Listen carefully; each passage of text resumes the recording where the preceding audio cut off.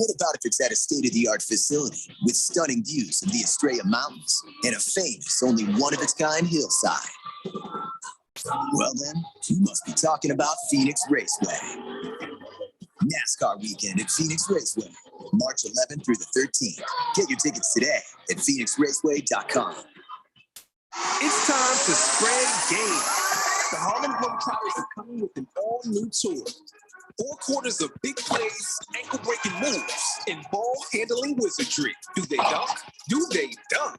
See the stars rattle the rim in the all-new in-game dunk contest. This is the team everyone can cheer for. The Spread Game Tour is coming. Playing in Phoenix and Glendale on March 5th and 6th. Go to harlemglobetrotters.com.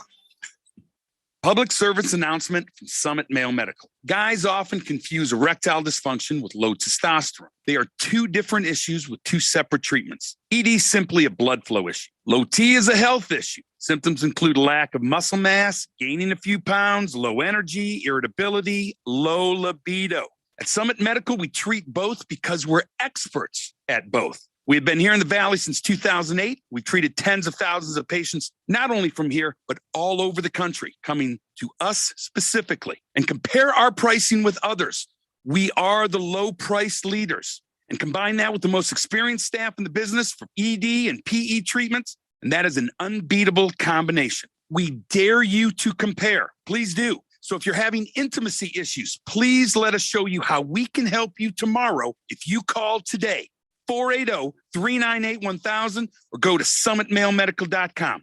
It will be the best call you ever make. Your home has gone way up in value, but have you taken advantage of it? This is Rob Canier with a phenomenal opportunity to tap into some of your home equity, earning tax-free income and eliminating your mortgage payment while staying in your home as long as you want. With home prices leveling off, don't wait to learn more about the new reverse mortgage. This is a safe and proven money-saving and tax-free income opportunity for homeowners age 62 and older. Call me, Reverse Rob, and learn more today at 602-REVERSE. That's 602-738-3773, or download my app by searching Retire Right with Reverse Rob. Lifestyles Unlimited Wealth and Passive Income Expo is March 17th, 18th, and 19th. Learn how to retire in 5 years or less from thousands of investors and expert wealth educators. Pick from topics like single-family rentals, buying apartment communities, passive investing, workshops on raising capital, asset protection, tax-free income, and more. Go to wealthandpassiveincomeexpo.com. Free for military, first responders, and medical professionals. Enter promo code EXPOUSA. Open to everybody. Wealthandpassiveincomeexpo.com. That's wealthandpassiveincomeexpo.com. KQFN Tempe. Also transmitting on K25CD Phoenix at 99.3 FM. And K240U Fountain Hills at 95.9 FM. All right, people, settle down. Because it's time. Time for what? Showtime. When does it start? Right now. 3, 2, 1. Let's get on with the show. Let's do it.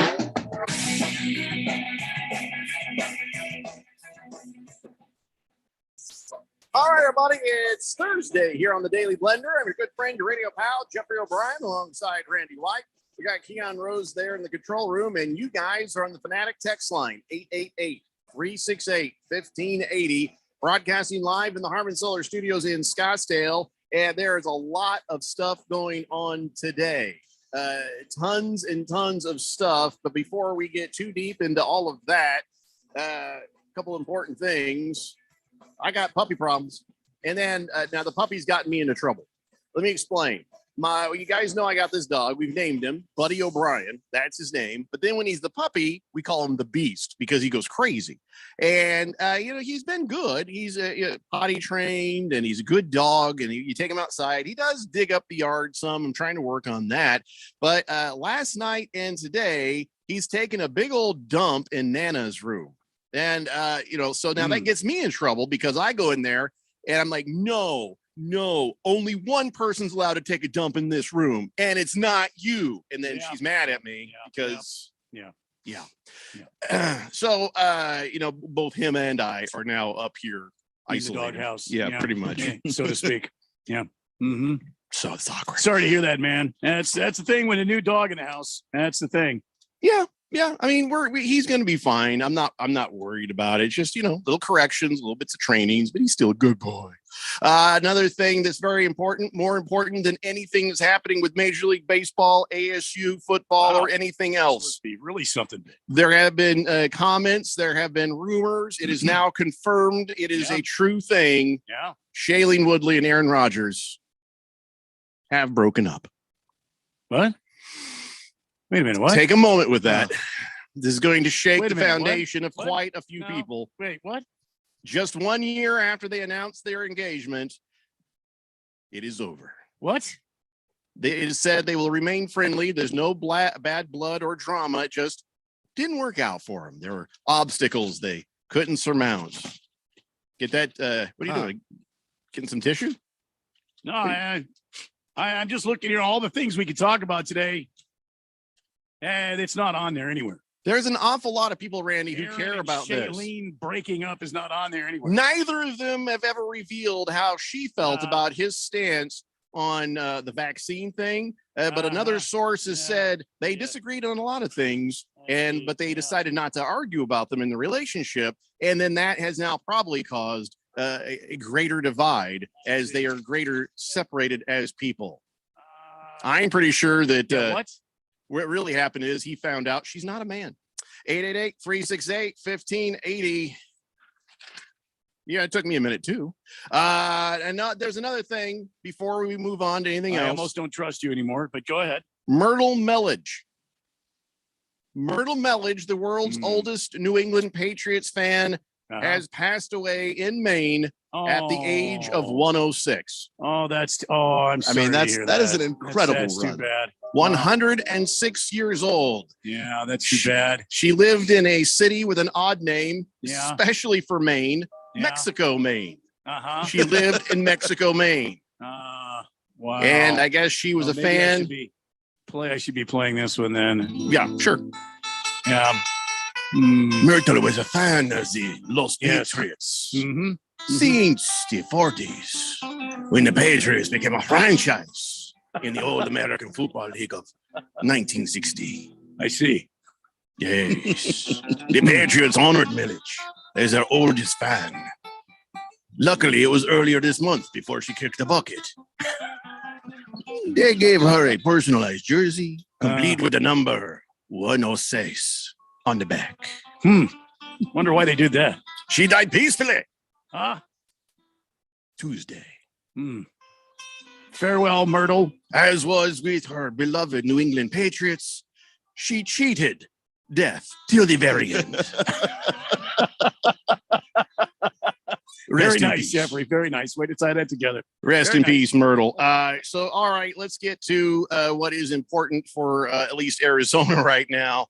So Jaden Daniels, guess he's decided to enter the transfer portal, and the other players are already cussing him out, cleaning out his locker and saying he sucked anyway. And of course, I am paraphrasing because they said way worse than that on the video. If you saw it on the Twitterverse or whatever, he had said, "Oh, no, I'm not going anywhere." People thought, "Oh, maybe he'd leave." No, I'm staying right here. Suckers. He's in the transfer portal. So anybody hear of Trenton Bourget? Because I think that might be your new quarterback for the Sun Devils. So, all right, do we have any? What it would be the reason? Is it the scandals? Is it? I mean, he had the starting job. Why did he go into the transfer portal? And not only did he have the starting job, he has had the starting job. He's been entrenched as the starter. Like, this is not one of those, well, we're going to bring in some competition and see if no, you were entrenched as the starter. Anywhere he goes, he's going to have to compete to get the starting job again, which tells me either Jaden Daniels, and from the sound of the video, was not well liked by his teammates. At least he's not now. He didn't like them very much himself.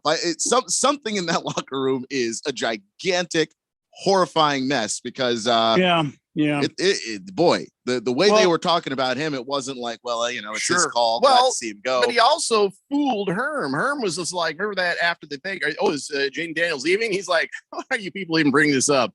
We talked about it in my office. We had a big old laugh. I'm still laughing. No, he's staying. He's staying. Herb's probably in his office right now. Like, he's a man of God, but he's probably like, that son of a bitch. Yeah. I mean, that's to tell the public, oh, it's a laugh. He'll be back, and now he's embarrassed Herm.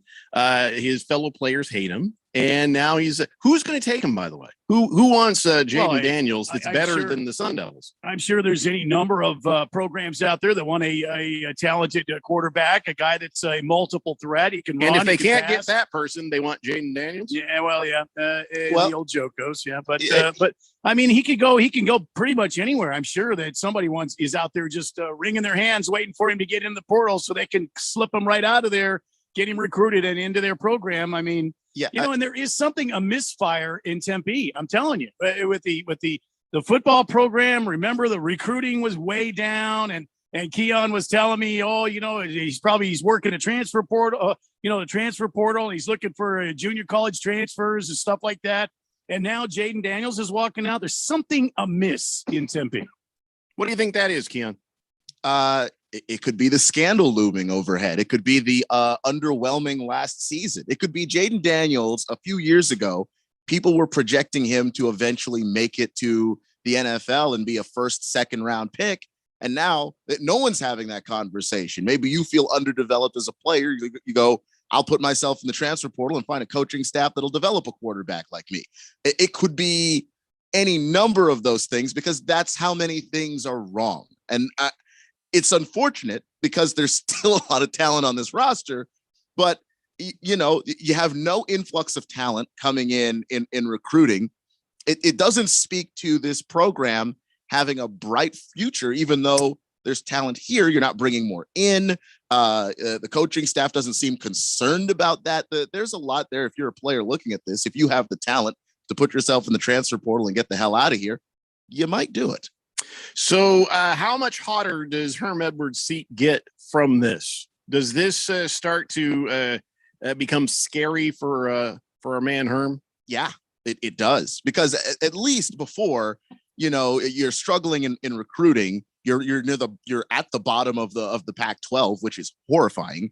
But at least you're not losing talent. At least the guys that are here that are really good and can perform, they're still here. You didn't have players walking out the door. You had a couple of coaches leave, obviously, but you didn't have any players leaving. Mm-hmm. Now you've got players putting their name in the transfer portal, and not just any player, your starting quarterback. Yeah. And let's keep in mind, just 2 seasons ago, they were one of the top recruiting classes in the country, not just the state, in the country. I do want to say, watching the video of his teammates clearing out the locker and talking badly about him, that doesn't mean that they felt that way about him before today. A lot of people are going to take that video as if to say, they never liked him. He was a bad locker room guy. No, that was just a reaction to a guy abandoning them after having said they weren't going to be abandoned, after telling the coach, no way I'm leaving, and everybody having a laugh about it. It's the betrayal reaction. It's not necessarily that he was a bad teammate. Now, if they come out later and say he was, then okay, well, I'll accept that. Oh, hey, Randy, look at this. The machinist is on the text line. Hey! He hasn't been here a while. I feel like we should hit the new texter button just for the machinist, huh? He was actually the first winner of the NFL Fan Pick'em contest with Harmon Solar. Machinist says, first Danica, now Shailene. Rejoice, mannish-looking women. Aaron Rodgers is back on the prowl. Big George says, well, all I can say is that Jaden Daniels never lived up to the hype. So I say good riddance, Jaden. Is Arch Manning ready to play at quarterback yet at ASU?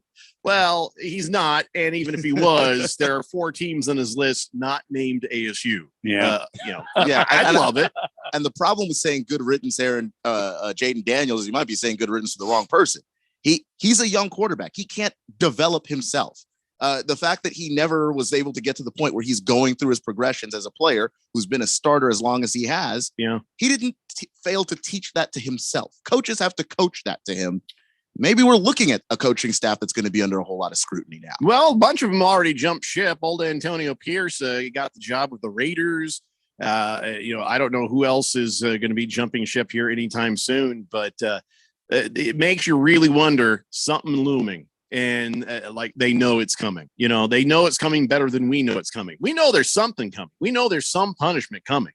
But for your star quarterback to jump ship, it's either no faith in the coaching no faith in the team around him, or I don't think I want to waste a year in a place where I don't get to actually play a game because they get destroyed. So I guess we'll find out more as this goes forward. But as of now, yes, Jaden Daniels is in the transfer portal. King of Kittens says, "Hey, Keon, since the referee killed CP3 last night and he went to LA for his MRI burial, have the odds of the Suns to win the championship dropped?" No, I think it's a wait and see thing. It is a wait and see thing. We don't know exactly what's wrong with CP3, but if it's an injury he can return from this season, then this is the time to get that injury. It is right before the All-Star break. There's plenty of season left, and you can try and recover and get back in time for the NBA playoffs. So no, I wouldn't drop the odds necessarily. No. It's a frightening thing where CP3 got his thumb jammed up during a play, and now he had to go to LA for an MRI because there was too many lines here. I mean, there's MRI machines here, so he must be thinking this is a very serious thing to hop a plane, fly somewhere else to get done there what he could get done here without all the extra travel, unless he's trying to be in the right place for where's the All-Star game? Where's that going to be? It's not LA, is it? Yeah, I'm trying to figure out why he had to go to LA at all to do this sort of thing. But the fact he did does make it seem like he believes it to be more serious. And, I think that the Suns are a perfectly good team without him. I said good. I didn't say great. They need CP3 if they're going to go get that title this year. And there's no around it. And he's not going to be out forever, right? It's just a matter of how long. Well, he does have a history of having thumb injuries. He did have he has a history of torn radial collateral ligament, RCL on his right thumb, a torn ulnar collateral ligament on the left. Both required surgery to mend. So he probably, having had those injuries before, sustaining this injury, he probably just wants to go where he knows he can go get the thing done, see the hand specialist that he wants to see, and get the surgery quickly, because if it does require surgery, time's ticking. It was absolutely his right hand. I remember seeing the video. I don't remember which one he injured first, but he injured that one in LA when he was a Clipper. So it's just possible you're going back to a doctor you're already very familiar with. Okay, fair enough, but it does raise some red flags on that. And also, everybody who is pissed off at JT or the referee, go look at the video. Chris Paul gave him a shoulder. He gave him a little nudge. I mean, yeah, he did walk in front of him, but Chris Paul gave a little effort into that accidental collision. So don't sit there and tell me, Chris Paul is innocent. No, he did give him a little. Chris Paul is the quintessential. If he played for anybody else, you wouldn't have liked that. Yeah, it's just his personality. He's too competitive for his own good. Yeah, he was on the Clippers when I was at a station that was the home for the Clippers, and now he's here with the Suns, and I've never changed it.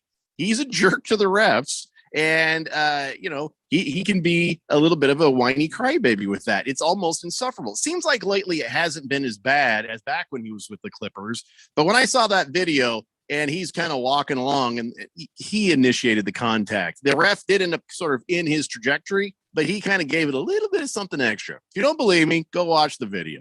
Outside of that, the Suns took care of that fourth quarter business without Chris Paul, beating the Rockets, who had been ahead of them for most of the game. So, and I won a bet, by the way. Remember I told you about that odds boost I got from DraftKings? I put I took away the betting the spread bet because that was a not very good odds bet, but I got $5, got me 10 from the Suns beating the Rockets last night. Hey, there you go. Yes. Congratulations. Not bad. But the Rockets have been ahead most of the game, and Suns got hot and took them down there at the end. So I don't know what this means. I don't know what this means for the Suns going forward. If there was a day that this could happen, this was a good day, because now you got a nice long break to heal up and get it figured out. And how long is he usually out when he gets these hand injuries? I mean, well, yeah, if it's a ligament injury, I would assume his season's over with. I would assume this is going to be a lengthy situation if he has to have surgery. I'm not a doctor. I just play one on the radio, but it seems like to me surgery on the thumb like that, a ligament, I remember when he was with the Clippers and he tore the thumb a little bit. He came back for the playoffs and he was wearing the wrist brace that had the claw. Yeah, it covered his whole hand, and there was a little piece that stuck out, so he couldn't really move his thumb very well. But he was out there playing. So Chris Paul will play if it's physically possible for him to play. But it's going to be a while. Might still function as a point guard, but he can't shoot for nothing. It's his right hand. So I guess we'll wait and see what happens. But here's the question for both you guys and, of course, the super fans, 888-368-1580. And I coincidentally saw this as a poll at 1580 on the Twitterverse. I think the morning show put this up. Can the Suns win a title without Chris Paul? On the poll right now, 76% say no, 24% say yes. All right, well, this is a different crew. So what do you guys say? I think it's possible, especially if he's back with the team and maybe he can go a bit. It just depends on. What if he's not? What if this is it, season ending? Well, then I would say I think there's a puncher's chance at them winning a championship without Chris Paul. I don't believe that there is. He's an important part. It's like losing your quarterback. It's like losing your star wide receiver, which the Cardinals have felt that sting. And you know what I'm talking about. Chris Paul, as a person on the court alone, is extremely important. But he also, his talent would be sorely missed. And I don't think this team can continue on to a title with that. I think they'll still have a nice season. It won't be as good. Keon? I don't think it's a 0% chance, but it is a very low chance that they win a finals without Chris Paul, just because he's the floor general. You know, I mean, he's the guy out there that in crunch time, he helps them get it done. Now, they got it done last night without him, and they've learned a lot of lessons going to the finals that'll help them win a bunch of games while he's gone. But if he's not able to come back for the playoffs, I worry about that. Even a 60% Chris Paul gives them a chance to win a finals, whereas no Chris Paul at all, I doubt that a lot. Mm-hmm. Gamecock is on the text line, says, first time watching you guys on the stream. You guys look better on radio. I keyed. I joke. Fish Tank says, is it incentive that I'm just happy the Patriots lost again? Is it insensitive? Well, that they lost again. Yeah. Mr. Pringle says, Chris Paula is hurt. This is not news. The Jet says, CP3 went to LA. That's where his family lives. His personal doctor is also there. Seeing how they're on break, he probably went home to see the family as well as get the hand taken care of. But to win the title, the Suns have to have CP3, Booker, and Mikal Bridges all healthy. Anyone else gets hurt, you probably still win it. But one of those three go down, and we will not get through our conference. Of course, the Jet did not have the name DeAndre Ayton in there. I was going to add DeAndre Ayton because I don't think you get to a finals without that guy patrolling the middle of the paint with the way some of these guards play in the Western Conference. 888-368-1580. Last night was just a weird night for the Suns. They had to delay the part of the second half because somebody bent up the rim. And in fact, JaVale McGee was like, here, let me help with that. And he hung on it, trying to help straighten it back out. I'm like, we don't have people to come out there with a ladder and a hammer. And that guy did finally show up, and they sorted it out. But and then Booker there at the end of the first quarter, one-handed 90-foot shot, but it was after the buzzer. But he made it. Everybody lost their minds. Oh, yeah. But just kind of a weird night. So good news, bad news. Suns win the game. Suns lose CP3, but for how long? Another injury in the NBA last night. Anthony Davis hurt his ankle. I don't ever like when somebody gets hurt, but I'm not sad that the Lakers will suck even less now. How do I balance those two things? I don't want Anthony Davis hurt. It's more fun when he's out there killing it. He seems very injurable. He seems prone, doesn't he? It seems like it's really bad lately. He's got glass ankles. So I heard one guy say today, this is not the first time for him. And the way that he went down, I saw in the replay and the expression on his face. He had to have teammates help him off the court. He left the stadium last night and on crutches. Not a good look for the Los Angeles Lakers. If Anthony Davis can't go, well, that pretty much, I think, will eliminate them from any possibility of the playoffs and then maybe even the play-in because they can't afford to lose a guy like Anthony Davis. And the problem with Anthony Davis, and I feel really bad for the guy because he does play hard when he's out there, but he's a 7 foot tall player with foot injuries that never goes well in the history of this league. You know, ask Bill Walton, ask Greg Oden. You have foot injuries and you're 7 feet tall. Outside of Kevin Durant, I can't think of a single person who's able to really come back from that and have it go pretty well. And Anthony Davis has unfortunately been injury prone this entire time. Well, bad things happen to good people. Sorry, Anthony Davis, but bad things happen to bad people too. Lakers. All right, we're going to take a break. We'll be back more of the Daily Blender after this here on 1580 The Fanatic. This is Brett Musburger's Action Update. Heads up, sports bettors. Right now, you can try VSiN All Access free for 30 days with no credit card required. Visit vsin.com/free month to sign up now. Here are the latest lines from my guys in the desert.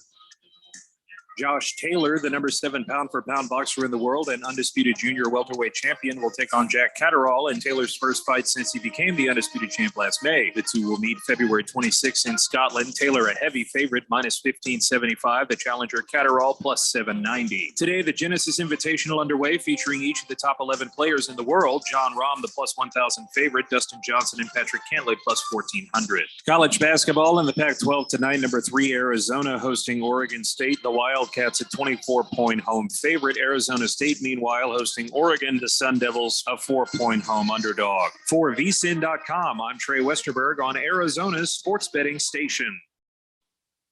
Explore Banana Republic Factory with 50% off everything. Shop versatile tops, adventure-ready pants, and more from $24.99. Find your nearest store or shop online. Only at Banana Republic Factory.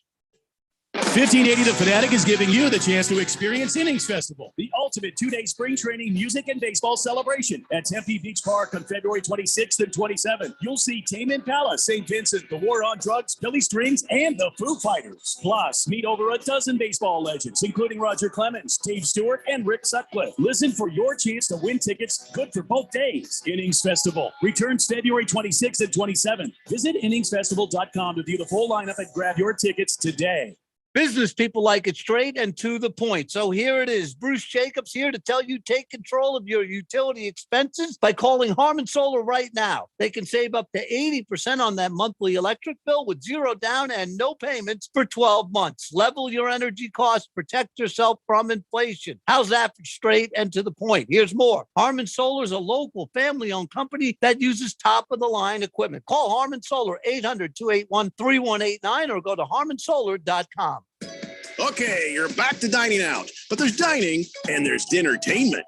Get ready for an amazing dining experience like none you've ever had at Kasai Japanese Steakhouse in Scottsdale. When it comes to Asian cuisine, nobody does it better or more authentic than Kasai, where talented teppan chefs create the food, the fire, and the fun of teppanyaki. Choose from over 30 different items and combinations of teppanyaki, Asian fusion, and innovative sushi.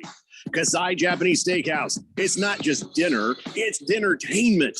A memorable dining experience where delicious 7-course meals prepared right at your table with flair. It's the perfect choice for celebrations, date nights, or a night on the town. Happy hour is always on fire and offered daily with specials on teppanyaki, sushi, cocktails, and more. Book your night of fun right now. Visit KasaiScottsdale.com. That's KASAI Scottsdale.com or call 480-607-1114. That's 480-607-1114. We'll see you there. It's so vitally important that we have Leukemia Lymphoma Society on our side, be the front runner in technologies for fighting cancer. To give or get help, visit LLS.org. College basketball is on the Fanatic. Are you ready for the madness? GCU is charging through the WAC on a collision course for the big dance. Catch their games live on the home of GCU basketball. We catch up with the best the NCAA has to offer. When it comes to college basketball, we are your home for all the action. 1580 and 99.3, The Fanatic.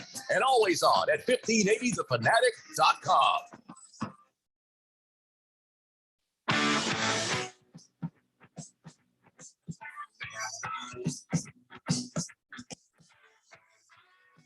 David Blender here on 1580 The Fanatic, and we've got ASU basketball tickets to give away for Saturday at 6 p.m. ASU is taking on Oregon State. I got a parking pass and I got 4 tickets for you. We'll do the same thing we always do. If you only need the 2 tickets and want the parking pass, hooray, all yours. But and then you can let somebody else have the other 2. But if you need all 4 and you're going to use them, by God, you can have that too. So the first person who wins gets to make that decision, and then whatever might trickle down to the next, that's up to them. 888-368-1580. People are responding to Anthony Unibrow Davis hurting his ankle there. And a lot of people are saying, well, there's not news, is it? Is it news that Anthony Davis got hurt? He's chronically fragile. Los Toby says, Los Angeles, you mean suck even more? How are they going to suck less without AD? Also, can you give a man card violation to Matthew Stafford? He watched that photographer fall off the stage, and instead of helping her, he shrugs and walks away instead of helping. She ended up breaking all her equipment and injuring her spine. Okay, in his defense, he was drunk. Yeah, I was like, what did you expect? And he probably wasn't even sure. It didn't even register what really had just happened for him. He's like, boy, that looks just going to hurt. Well, I got an update from CBS Sports here. Matt Stafford says that the Matthew Stafford and the Rams will be paying for the photographer's medical bills after a fall off the stage during the parade. Says here, and Matthew Stafford's going to make it nice. They didn't even need to do that, but I just don't know what people expected him to do. Did they expect him to like reach off of the stage? He was hammered. He's at a victory parade for himself and his team. He was so drunk. Even Tom Brady tweeted saying, "You might want to drink some water. Yeah, Trust me on the water's water. in there. Have some water." I have some experience with being hammered at victory parades and nearly throwing the Lombardi Trophy into the ocean. It'd have been nice if he had been able to help her, but it seemed like he was like his brain wasn't even registering. He's like, "Oh my God!" Look at that man's eyes and tell me that there was any clear thought going on in there at that he time. was thinking both those ladies just fell off the stage at the same time. See, you guys have this wrong. You're expecting a quarterback to help somebody who's falling. You need a receiver or a defensive back in there to help this photog from falling off the thing. Yeah, poor lady. But Aaron Donald could have one-armed her. Sure. He was walking around showing us all of his muscles anyway. Yeah, And some belly. people should have a shirt. Some people should have a shirt. You're not like that Aaron fella Donald. from the It's like Warriors. Aaron Donald, 2 pecs and a belly. Yeah. So there you go. Kiss the Cook says AD. That stands for another disability. Mr. Pringle says Anthony Davis hurt. Yeah, this is not news. Chris Paul hurt? No, that is not news. Heckler Jones says, now I don't know how to read this. I'm going to read it the way I think he's saying it. Oh, good. You're still on the air. Because it's Heckler Jones. Could mean, oh, good. You're still on the air. But I'm guessing it's probably more the first. That's just a guess. Blissful Hayes says, I think Chris Paul is the MVP as of now. Suns won't win a championship without CP3. Hope he returns healthy. Yeah, I hope he returns healthy too. But, your MVP as of right now is still Giannis Antetokounmpo. Without a doubt, it's still Giannis Antetokounmpo. Nothing against or taken away from Chris Paul, but you look over there with what the Bucks are doing or not doing and what he is doing. No, it's Giannis Antetokounmpo. You know why? Because when Chris Paul got hurt, the Suns still won. Take away Giannis Antetokounmpo. See what happens to the Bucks. I mean, yeah, it's an immediate collapse. I happen to think that they're going to probably punish Giannis for winning a few already in a row. That we just sort of do that. People just get tired. The voters specifically just get tired of seeing the same guy win it. But I don't know how you choose anybody other than Giannis. Like maybe Luka, maybe Devin Booker. Devin Booker's got a really strong case too. But Giannis has put up 50. Yeah, listen, nobody thinks that anybody is getting MVP right at all, period, anywhere, ever. So I'm just saying what I think. Mars Bars says, Suns in 4, 8:05, please. The Jet says, nothing makes me happier than listening to someone on the radio bash the LA Lakers. Every day in the gym, I watch ESPN, and then they talk about the Lakers 24/7. I get so sick and tired of it. So thank you, Jeffrey. Thank you for your hatred of the Los Angeles whiny Lakers. By God, Jeffrey O'Brien for president. There you go. I will decline any nomination to anything other than emperor. Well, yeah, that's true. That's true. Yeah, I'm he not said looking it to be the before. president. Yeah. Yeah, he wants to be emperor. Forget this presidential business. He wants to be carried around on one of those sedans. People carrying him. He's got one of the big giant chair, sedan chair things. Yeah. Yeah, that's what he wants. That's absolutely right. And there's so many things that I would change and make better if I were to be your emperor. And I feel like the movement is taking hold. I was at Denny's the other day, and the waitress came up and says, "Is that all for you, hun?" I'm like, "See that? She's already calling me Jeffrey the Hun. See, Jeffrey she knows that I must be an emperor in waiting." So stay tuned. As soon as we get enough people on board, I will be lifted on high, and I will be a benevolent dictator. I'll make sure that, I mean, I'm going to have some fun with it for myself. You would too. But in general, I feel like I can make things better I think overall, me. And you. us. And you. Sort of. And maybe the rest of us. Couple. Yeah. All right. You're good, So Randy. there you Don't go. worry. Yeah, I'm good. I know. Senior Wake and Bake says, "I thought AD pulled something swatting at that caterpillar on his face." All right, come on. Kiss the Cook says, "I think Matthew Stafford's first thought was, dang, that lady's drunk." Moist one says, "Say Antetokounmpo one more time." I'm saying it right. I am, and aren't I saying it right? You are saying it correct. Yeah, Antetokounmpo. People just can't believe I can say it. Jagdog says, "Speaking of dictator, okay, I just can't read the rest of that, Jet." All right, so like I said, be listening for your chance to win tickets to ASU versus Oregon State Saturday at 6 p.m. Over there at Packard Stadium. So, and then later on in the show, we're very excited. A new bit for Keon. Keon is going to host the Daily Blender Top 5, but it's not going to be at 5. It's going to be at 418. Why? Because I just want to mess with you.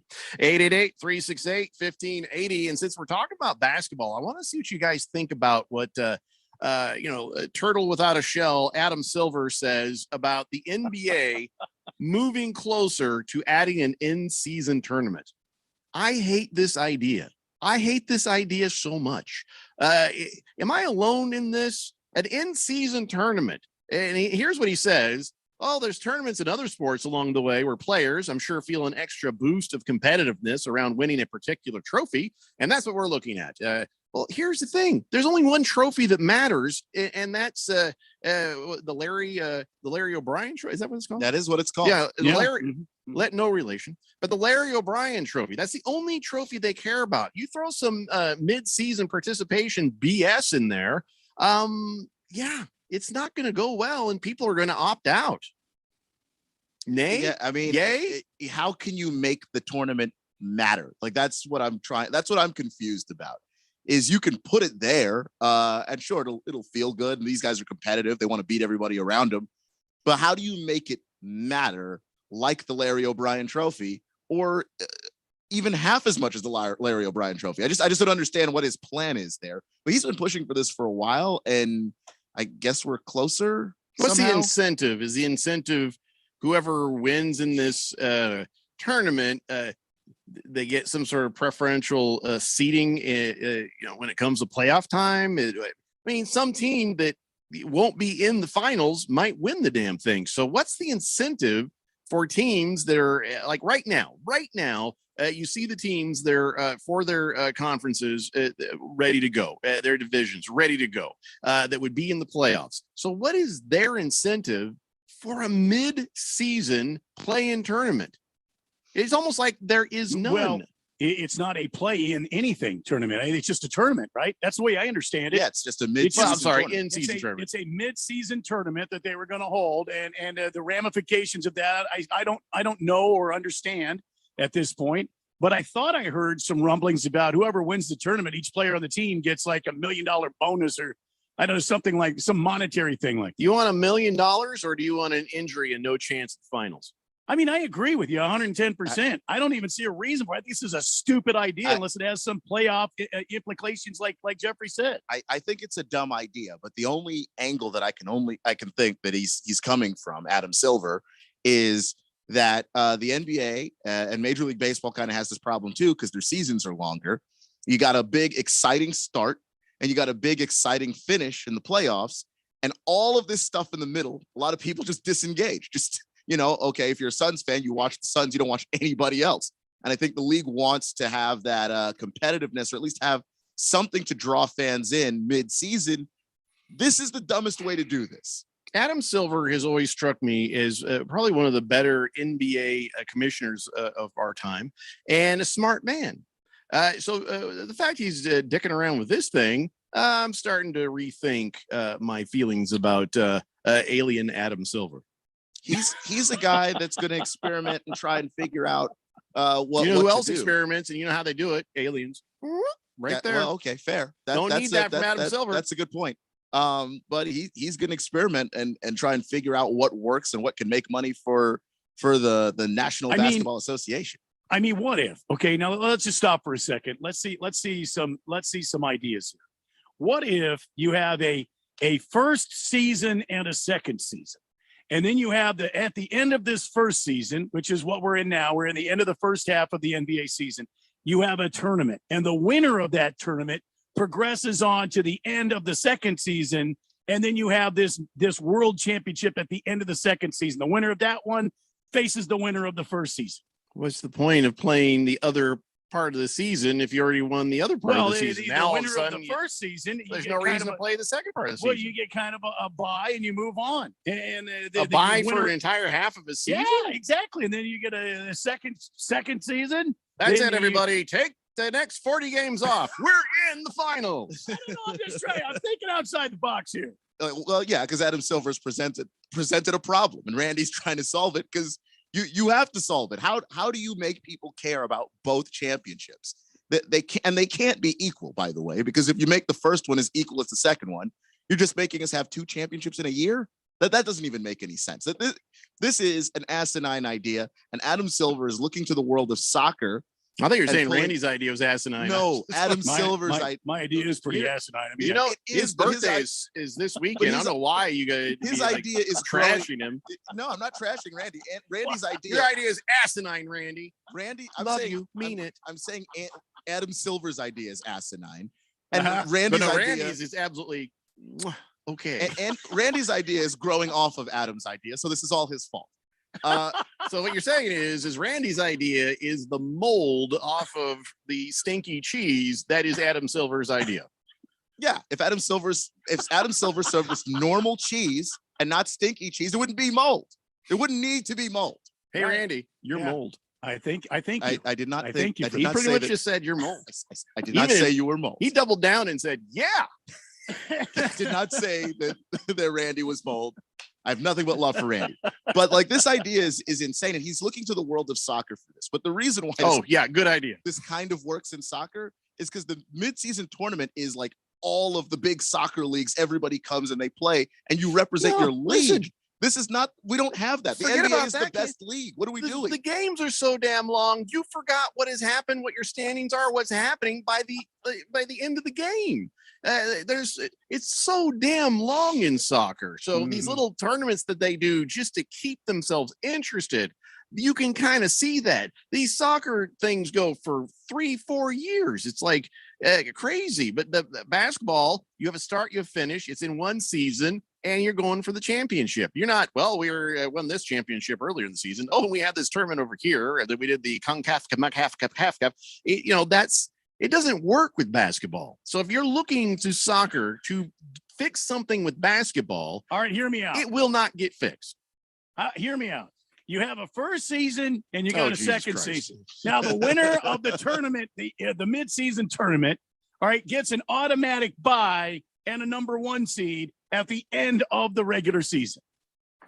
Then you got the tournament at the end of the season, and you have a play-in tournament. That's a stupid play-in tournament they have. So the winner of that will then go up and get a bye. Okay. And then the rest of what these if guys, it's the same team who wins the first one and the second one? Do you just automatically hand them a trophy, or do you say, go play with yourself? You're not eligible. That doesn't sound right. You're not eligible to play. Well, what did you say? Hello there. I think it's time for a break. That's right, ladies and gentlemen. We'll get back to your texts after this break. It's the Daily Blender here on 1580 The Fanatic. Westwood One Sports presents this special update on the 2022 Winter Games. One of the marquee events of the Beijing Games that just about everybody was looking forward to was the rematch between the United States and Canada for women's hockey gold. It happened last night with Canada scoring a 3-2 win and claiming gold for the 5th time in 7 winter games. It was the exact opposite of the Pyeongchang gold medal game when the U.S. came out on top 3-2. And Canada's Marie-Philippe Poulin said that game had been on the Canadians' mind for the past 4 years. Since that day, we truly put our head down and we went to work. We knew what we wanted to change. We knew what was needed to happen. And we just bought it since that day. And to be honest, it was amazing to see. Poulin scored 2 of Canada's 3 goals last night. She now has 7 goals in 4 career Winter Games gold medal matchups with the United States. The U.S. fell to 2-4 all-time in gold medal games against Canada. With this Winter Games update, I'm Ryan Radke, Westwood One Sports. My heart was racing just making spaghetti. I could have waited to tell my doctor, but I didn't wait. I was short of breath just reading a book. I could have delayed telling my doctor, but I didn't wait. They told their doctors and found out they have atrial fibrillation, a condition which makes it about 5 times more likely to have a stroke. If you have one or more of these symptoms, irregular heartbeat, heart racing, chest pain, shortness of breath, fatigue, or lightheadedness, this is no time to wait. Contact your doctor. Brought to you by Bristol Myers Squibb and Pfizer. Look, staying healthy isn't easy. Watching your diet, hitting the gym, avoiding stress. But a good night's rest helps boost your overall health and wellness. And it couldn't be easier. The Sleep Number 360 smart bed effortlessly adjusts and responds to both of you. The result? You wake up ready for anything. Proven quality sleep is life-changing sleep. Don't miss our President's Day weekend special. Save 50% on the Sleep Number 360 limited edition smart bed, plus free premium delivery when you add a base. Ends Monday. To learn more, go to sleepnumber.com. 1580 The Fanatic is giving you the chance to experience Innings Festival, the ultimate 2-day spring training, music, and baseball celebration at Tempe Beach Park on February 26th and 27th. You'll see Tame Impala, St. Vincent, The War on Drugs, Billy Strings, and the Foo Fighters. Plus, meet over a dozen baseball legends, including Roger Clemens, Dave Stewart, and Rick Sutcliffe. Listen for your chance to win tickets good for both days. Innings Festival returns February 26th and 27th. Visit inningsfestival.com to view the full lineup and grab your tickets today. Is there anything better than the sound of 3 races breathing life into a new NASCAR season? What about if it's at a state-of-the-art facility with stunning views of the Estrella Mountains and a famous, only one-of-its-kind hillside? Well then, you must be talking about Phoenix Raceway. NASCAR weekend at Phoenix Raceway, March 11th through the 13th. Get your tickets today at phoenixraceway.com. 1580 The Fanatic and at 1580thefanatic.com. Your home for sports.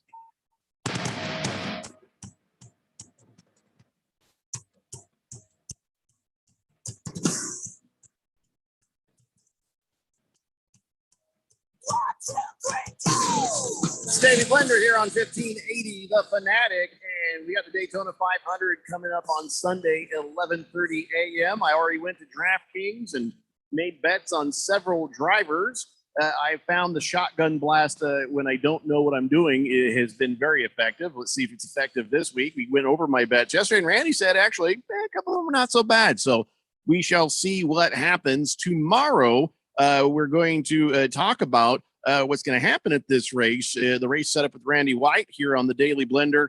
We'll I guess, preview the entire thing and get Randy's take on the hell is going to happen at the Super Bowl that happens at the beginning of the season called the Daytona 500.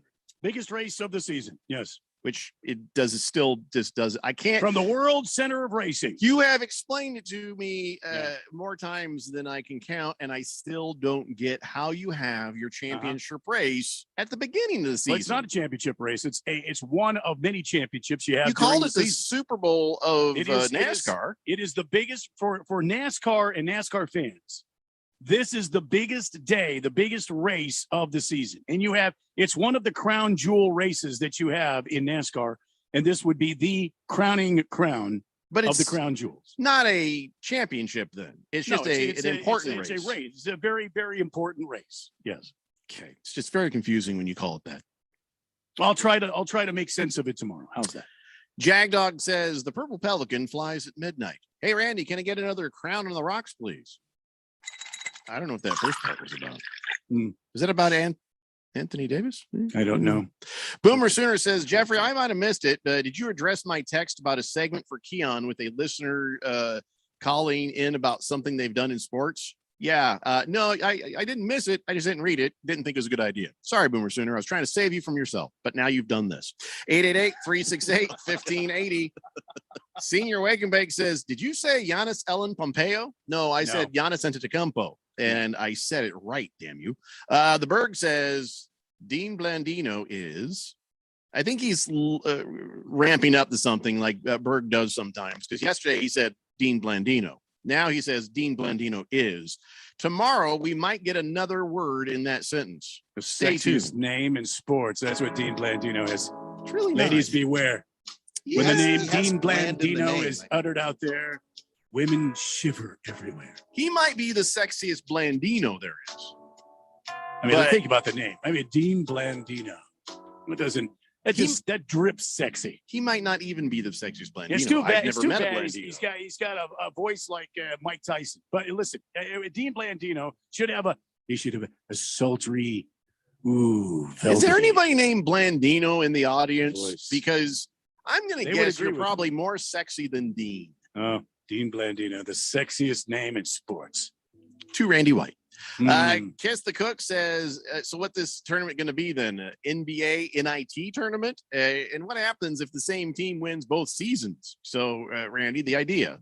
Well, no, the other team, whoever wins the first season tournament would not be eligible for the second tournament that would be played at the end of the second season. Listen, man, I didn't Then come what's up the point with of this. playing the second half of the season? Pacey ass looking turtle shell wearing guy did, not me. Okay, I'm Yes. just trying to fix the damn I know, thing. but Just Make a call Wish me the kid mechanic. named I'm Adam trying to fix Silver. the damn thing, not make it better. I know that they've got mid-season tournaments in college basketball, but even that makes sense in college basketball because you're just trying to play the best competition because you're being ranked. You're not getting in based purely on record. There are people who are a committee that's going to look at your resume and go, oh, you won this tournament and beat all these people. It doesn't make sense in the NBA. It doesn't work. It doesn't, you get in based on your record in your conference. Yeah, sure. And Randy, listen up. Lost all the way John Goodman, aka Adam Silver. He never intended what you were just talking about. You're just making me crazy. Well, I've been doing that for a long time. Cheesehead Bill says, good afternoon, gentlemen. Who has it been a week? Could you please give me the tallest glass of whiskey you have available, please? Absolutely, Cheesehead Bill. We'll take care of you there. Yeah, pour him a couple of those. It sounds like he leaves the bottle, too. Poor guy.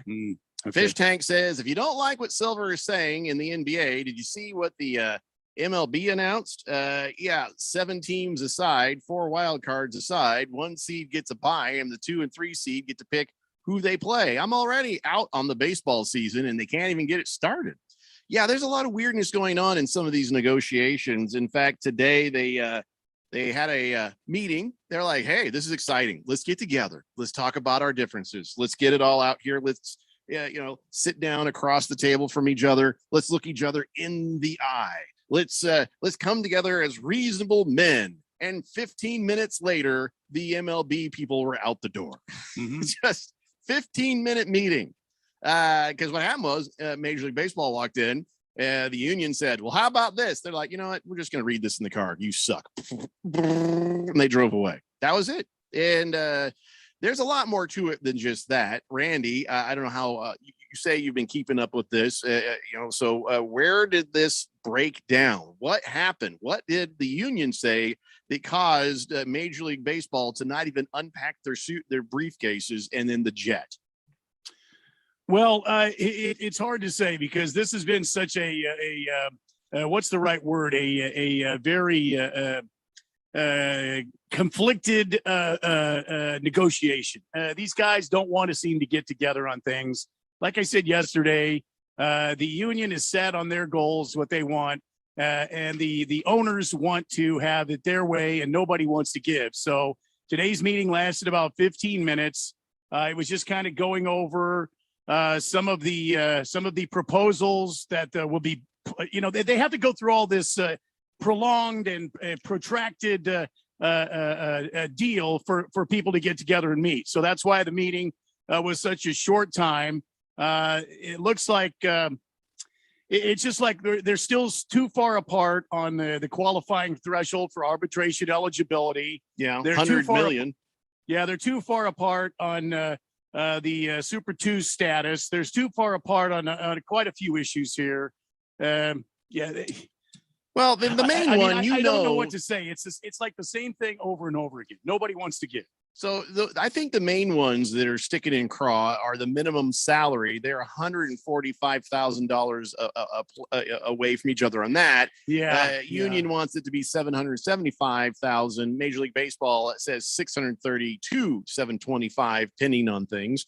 And of course, there's the competitive balance tax that they are a good deal apart on. Right, 30 million here, 51 million there. The gap on what you mentioned earlier, the pre-arbitration bonus pool, 100 million difference. That was the big one we talked about yesterday. And, the service time manipulation, they're quite a ways away on that, where Major League Baseball says 2 draft picks within the player's first 3 years if he finishes top 3 in Cy Young, Rookie of the Year, blah, blah. But then the union is trying to, of course, make that a bit easier. And then the anti-tanking measures they put out there, they said lottery for top 3 picks, and then Major League Baseball Union says lottery for top 8 picks. And revenue sharing, Major League Baseball says we're good, but the union says we'd like to see a $30 million reduction. That's the one I don't understand. You would think it'd be the other way around. Explain to me how that works, the revenue sharing, and why the players want it to be 30 million less. Is that a threshold where they start to share with the players? Or that's an interesting question. Maybe Keon knows, because I don't understand it myself. That's one of the things I'm having a hard time, getting my understanding about. I don't get that. Maybe one of the listeners of the Fourth Dimension could talk about. But you got to keep in mind that baseball, the owners and the union, everything is starting to rotate around a player's worth. A player's worth that comes up with a number that vacillates between vacillates from one team to another, and it's called WAR, wins against replacement. So this wins against replacement number is an extraordinarily fluid number. It can be calculated one way by the Dodgers, another way by the by the Diamondbacks, especially if they're talking about a specific player and what his worth is. So that's why I don't like this WAR thing, and it might have something to do with that, but I'm really kind of in the dark on this. Well, this whole thing. I think part of it too is that the players see the revenue sharing as a part of the issue involved with tanking, because they're not talking about revenue sharing between players and owners. We're talking about the owners sharing revenue with each other.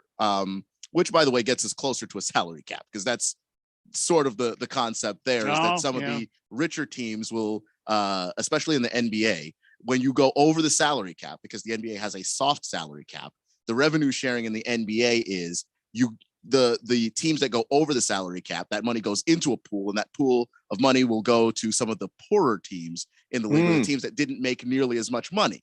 So if you're a team that's tanking and you stink, you can still make up for some of the lost money from not having to put a great product out there. And that actually hurts players. Players are hurt by tanking because I can't get my numbers up, because, maybe the manager's sitting me, because the strategy is, we're going to lose as many games as possible, or I'm going to be told to do things that make absolutely no sense, so that we're not winning as many games as we should win. And statistically, that makes me look bad. And then I become a free agent. I can't get paid.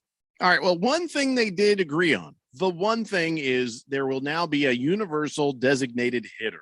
And that's going to drive some people crazy, and some people are going to be very happy with it. I don't feel like there should be a designated hitter personally. I've never been a fan of that. I think you should make the pitchers hit like everybody else. And if it's an out, it's an out. You live with it. He's a player too. But I get it. You don't want to hurt your moneymaker and all that. That's not something we need to argue about anymore, because there will be a universal designated hitter. Somebody does need to explain to me why the union only wants 12 teams in the expanded playoffs, while Major League Baseball wants 14. Why would the union want less? You would think that puts more players into the playoffs with a chance to win something. So I'm kind of confused by that. Yeah, that's a little confusing to me too. I'm gonna have to do some more digging on that. Well, as we sort through the issues between the MLB and the MLBPA, I'm sure a lot of you guys are scratching your heads too. Maybe we'll figure this out together. Coming up in the next hour, we got some NFL to talk about and a whole bunch more stuff. And yes, we are going to talk about GCU. Yeah, we'll talk about the Olympic hockey team and all that. It's the Daily Blender here on 1580, The Fanatic.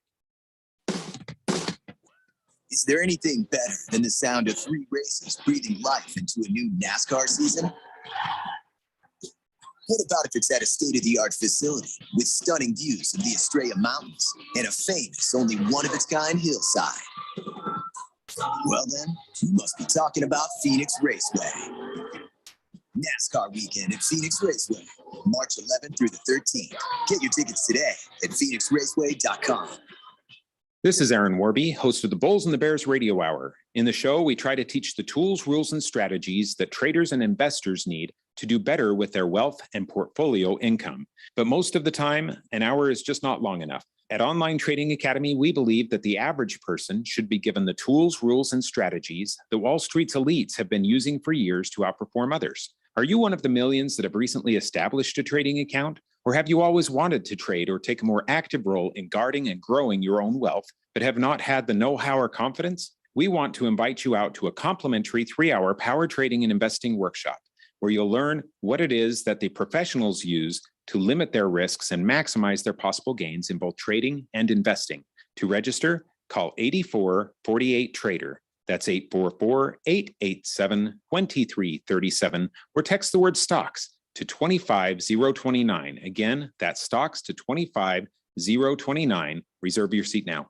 Seems like everything is going electric these days. Electric cars, electric trucks. But what you save on gas, you pay for with that electric bill. With all these things being plugged into your house, wouldn't it be nice to save up to 85% on your monthly electric bill? Well, you can do that with 0 down and no payments for 12 months. Call Harmon Solar. Harmon Solar is a family-owned, woman-owned local company that uses top-of-the-line equipment. Call Harmon Solar, 800-281-3189. That's 800-281-3189. Or go to harmonsolar.com.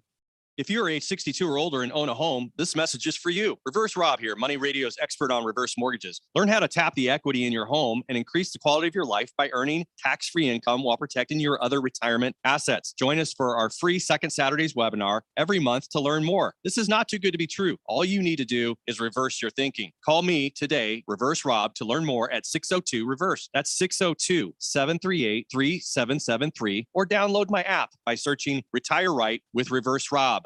I'm an Arizona truck driver. I deliver food, medicine, supplies, and hope.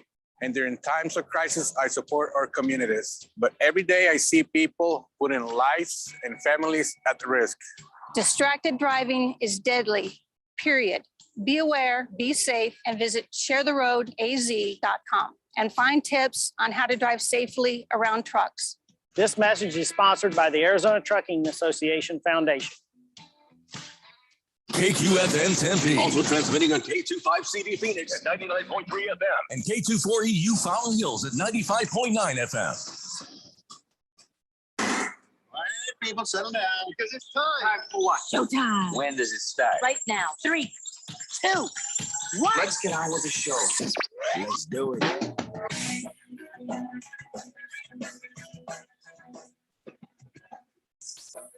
All right, everybody, it's 4 o'clock here on the Daily Blender. I'm your good friend, your radio pal, Jeffrey O'Brien, alongside Randy White. Got Keon Rose in the control room, and you guys are on the Fanatic text line, 888-368-1580. Yeah, we were talking about Major League Baseball lockouts, and it just doesn't look good. Yeah, they met for 15 minutes and then said, well, I guess that'll do it. Well, it was just a very short meeting. It was designed to just basically deliver this to the union. The union can look it over, take their time. The union has to go back to the players, the members. They've got to ratify this thing, or they can turn it down. They can't just sit there and pound things out for several hours. But there was only a couple things on the table today. It was more about the broader money for players in pre-arbitration. And the minimum salary requirements. That was one of the things, we talked about that, but it's about this pre-arbitration thing. the ownership group does not want to budge off of what they have in place. And if the union can get them budge a little bit, then that's a win, and that might get this process moving forward. Well, there was a second meeting with Dan Halem and Bruce Meyer for about 20 minutes. It was longer than the original meeting, so who knows what may have been. I imagine that was more straight talk on that one, if you Could will. be, So yeah. I guess we'll see. There's no word on when Major League Baseball is going to come back and say, okay, how about this or how about that? But it does feel like a long time between now and baseball. Well, but there seemed, as I was reading through this article here, there seemed to be some cracks and some positivity from the side of the union. Maybe it wasn't confirmed, but some of the changes that Major League Baseball is accepting and proposing seems to be a win. But the arbitration thing seems to be a sticking point. And the base salary also seems to be a sticking point. So we'll have to keep our eyes on it.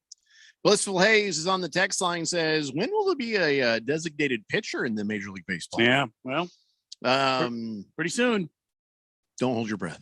Lost Toby says, how about we just give participation trophies for everybody, Randy, instead of doing all this other stuff the NBA wants to do? Yeah.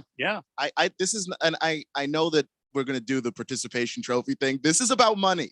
The NBA is trying to figure out how to make more money. Oh, yeah. And so they figure, well, the playoffs are really popular.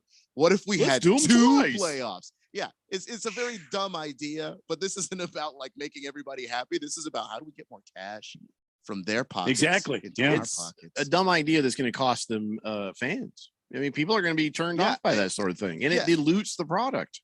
How can you make a playoffs matter if you have more than one? Well, I mean, come on, guys, look what's happening here in our calendar. The NBA wants to break and have a mid-season tournament. Is it odd to you that we're talking about this February 17th as college basketball is ramping up towards March Madness? Well, they will rule the sports world for an entire month, all the way through until the first week of April. I don't think so. I think NBA wants to capitalize on that excitement for basketball. They want to make a ton more money.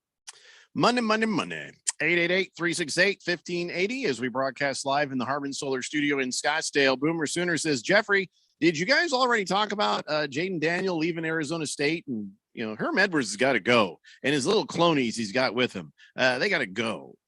We did talk about that in the last hour, so you can go back and listen to the podcast for that. I don't know if I'm on the Herm Edwards has to go train yet, but it's not looking good. Yeah. I mean, you've got a scandal which you had to have known about. Maybe you didn't do any of the stuff, but there's no way you didn't know. You have a season that was completely underwhelming. That seemed discipline was the problem, and that's kind of your calling card. So that's very disappointing. You didn't recruit very well. Meanwhile, your big rival, Arizona, recruited impossibly well. And now your starting quarterback has put his name in the transfer portal. Like the stuff that's stacking up on Herm right now. I'm not saying let's call for him to go, but somebody's going to look at all of these things and go, so what are you doing exactly here? And that might be enough. Patriot Eddie says soccer sucks. Thank you, Patriot Eddie. Mr. Pringle says Loretta Lynch, an African-American female attorney, is going to represent the NFL in its racial discrimination lawsuit against the Miami Dolphins. Interesting, huh? Yeah, here's the thing about that. If we're not going to discriminate, then we can't discriminate in any sense. A woman can be a dirtbag. A woman who is African American can be a dirtbag just as much as a white woman or a white man. She's a lawyer and she's going to argue the law on the behalf of her client, and that doesn't even make her a dirtbag.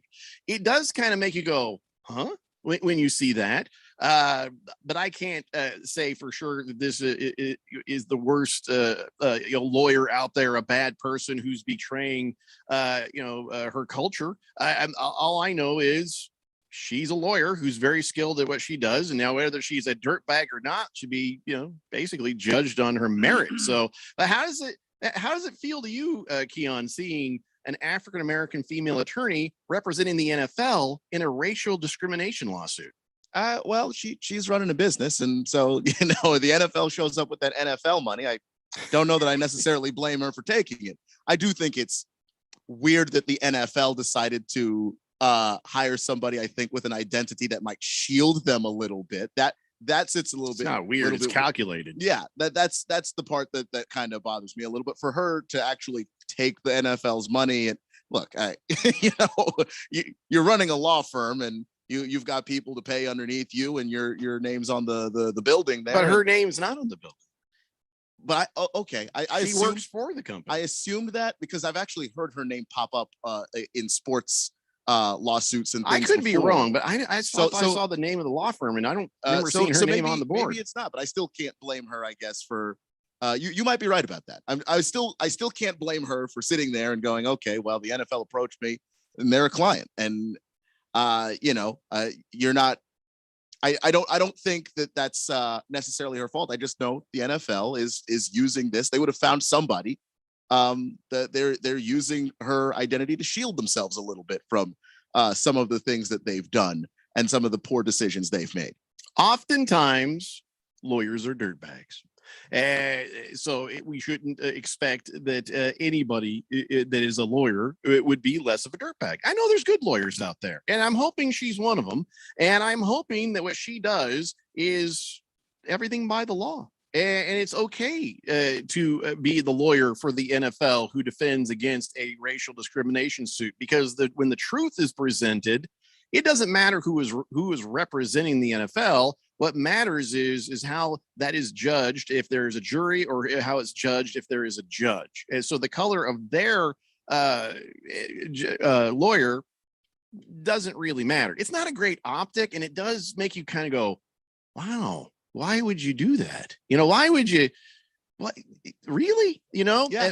So as long as she's a good, honest lawyer, all right, fair enough. That doesn't mean she has to win. It just means that she has to do best by her client, right? Yeah, and all that her job really is, hey, well, I'm going to make sure that the law is done right by my client, which just happens to be the National Football League. And if she approaches it that way, I'm not going to hate her for it. No, she has one job at that moment when she realizes if the evidence is overwhelming and Brian Flores is absolutely right. Her job is to turn to the NFL and the Dolphins and say, you're going to want to settle. And that's what she should be doing. Hopefully none of that dirty lawyer stuff. You know what I'm saying? Big George says, Jeffrey, I take offense to that. I'm a lawyer, and I'm most definitely not a dirtbag. I said not everybody, George. You're the official counsel of the Daily Blender. So, of course, I don't see you're a dirtbag. He says the same can be said for any occupation. There's a-holes in all lines of work. So what I was not trying to say she's an a-hole. What I was trying to say is don't be surprised when a lawyer is a lawyer. That's what I'm trying to say. There may be dirtbags in every line of work, but some lines of work incentivize dirtbaggery more than others. And dirtbaggery, I like that. There is a high good. incentive Like that. I think a person who can be a good lawyer is a person of incredibly high moral character, because there are a lot of incentives for them to do the wrong thing. Like Big George, incredibly high moral character. There's lots of incentives on Wall Street to do the wrong thing. So you see that, but that doesn't mean everybody, but most people, a lot of people definitely are. George, we've always said, is one of the good guys. And let me say, when he hid that murder weapon for me, You're saying it. You're saying it. Hit the dump. Not really. I was pretending. I was playing along. Really gonna hit it. No. That's a good man right there. Damn it. Keon, that's a good man right there. He's like, I mean, if you're incriminating yourself, far be it from me. If I'm incriminating myself, Keon is clipping the audio out and making sure it gets mailed to somebody. Lost Toby says, doesn't help that the phone started ringing. George would defend the NFL for a few million, I bet. Sure he would. It was just more about the optics of who the NFL has chosen, choosing to manipulate the situation with, is all I'm saying. Cabana says, he's doing a lot of yard work there. Holy moly. Cabana, with that back of yours, he's got tons and tons of rock. He says a ton and a half of rock, a ton of dirt and buckets, 35 plants, ready to work. Where's Senior Wake and Bake? Yeah, well, that's going to be a fine looking yard when you're done there. But man, can't believe you're doing that. Senior Wake and Bake says, did you say Van Halen was in that meeting? No, it was actually Sammy Hagar. Van Halen. Well, Eddie no longer is with us. No longer here. Yeah. I know about Alex. Alex is here. Oh, yeah. He's still here. Fish Tank says, none of these owners have email. They had to meet just to hand over some documents.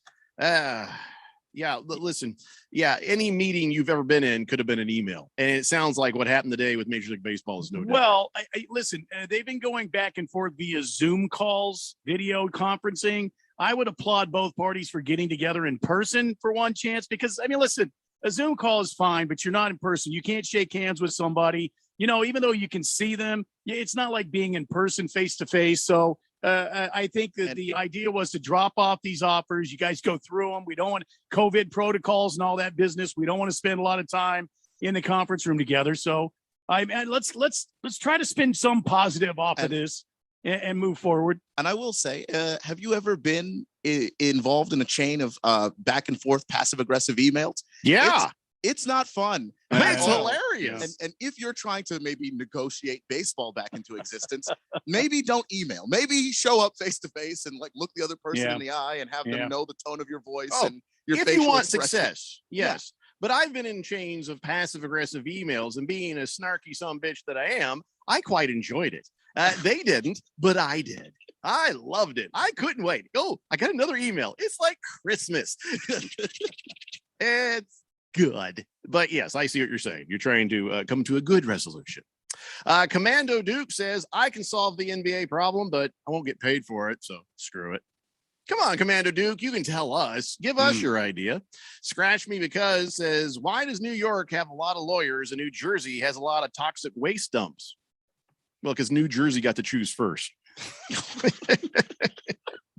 Not bad, Scratch Me Because. Nice. Since we were talking about baseball a minute ago, I saw a headline that it almost made me scratch my head as much as Daytona 500 being the Super Bowl of NASCAR at the beginning of the season. Juan Soto rejected Keon's Washington Nationals $350 million extension before the lockout. And that is astounding. It was a 13-year contract worth $350 million. Why would he do that? Because we live in the world of Fernando Tatis and the insane amount of money he got from the Padres. And we also live in a world where Scott Boras is his agent. And Scott Boras is like, hey, if we drag this thing out and go to free agency, they're going to give you a whole lot more money than what the Nats just offered you. And maybe they might offer you the $350 million in 10 years, in 8 years. And then, that contract's up. You can go out and try and make some more money again. Don't just sit here and take what the Nationals are offering you. And you know what? You're already a World Series champion. This is not, you're not going to sit around and wait for this team to potentially rebuild again. So you want to make sure, hey, are the Nationals doing everything that they can do to put a product out on the field that's going to be competing for another championship? Because as soon as they won the title, they blew the team up. So, is he going to sit around and wait for that?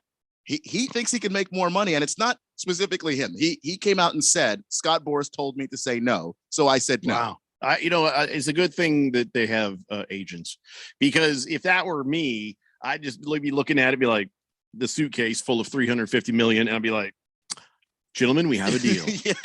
Click. That's it. I'm good. It doesn't I don't take care what happens much, next. Not much. $350 million. I'm saying you could offer me a whole lot less than that in a suitcase, and I'd be happy as a clam. But yeah, here's Keon. $35, gentlemen. We have a deal. Thank you very much. It's a stunning number. And I get it. You're probably thinking, okay, he's going to be, what is he, 26 now? So you're looking at more of a 10-year deal. And I'm sure that in free agency, you're right, if that he's still that valuable. But you have a year of risk in the middle, don't you? You have a year of risk where those numbers could go the other way, right?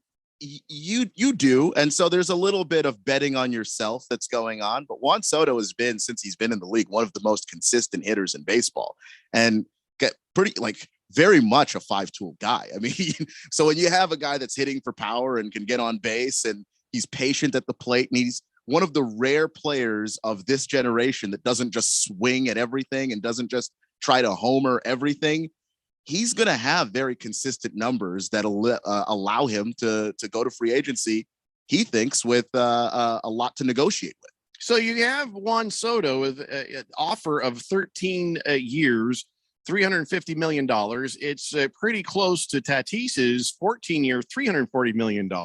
Juan Soto tried to ask Tatis what he thought, and he was like, I can't hear you over all this money. And so I guess he's listening to his agent instead. So is he worth more than this? Is he worth more than Tatis? Well, I find him to be a more consistent hitter than Tatis, but when we start talking about is somebody worth $350 million, here comes this walks or wins against replacement number. Remember, I told you about that. And each team has their own calculation of the WAR. And the Washington Nationals might say Juan Soto's WAR is amazing, and we need to keep him here no matter what. So we need to empty the coffers on Juan Soto. Meanwhile, in San Diego, they said the same thing about Fernando Tatis. His wins against replacement is astronomical. We need to keep this guy here. He's a surefire Hall of Famer. But the problem is these calculations are they're calculated differently between two teams. So you really don't know what's going to happen over the next 10 years in any player's career. Moist one says Soto is 23. I said, yeah, but when they get to the point of free agency, I believe he's going to be closer to that 26. It's more about the 10 years versus a 13-year thing, because who's going to reach the end of that 13-year contract? I mean, not a lot of people play into their 40s, but Moist one says that Juan Soto, yes, is worth it. He is worth the money. Miss Pringle says, WAR, what is it good for? Destroying baseball, that's what. Absolutely nothing. Say it again. WAR. Lost Toby says, I hear Keon gets paid in Skittles and gum, so of course that $35 is going to look good. Look, No, I don't Skittles have an gums. agent. That's me. I think Skittle and Yeah, gum. you got that's the wrong me. contract, Toby. Yeah.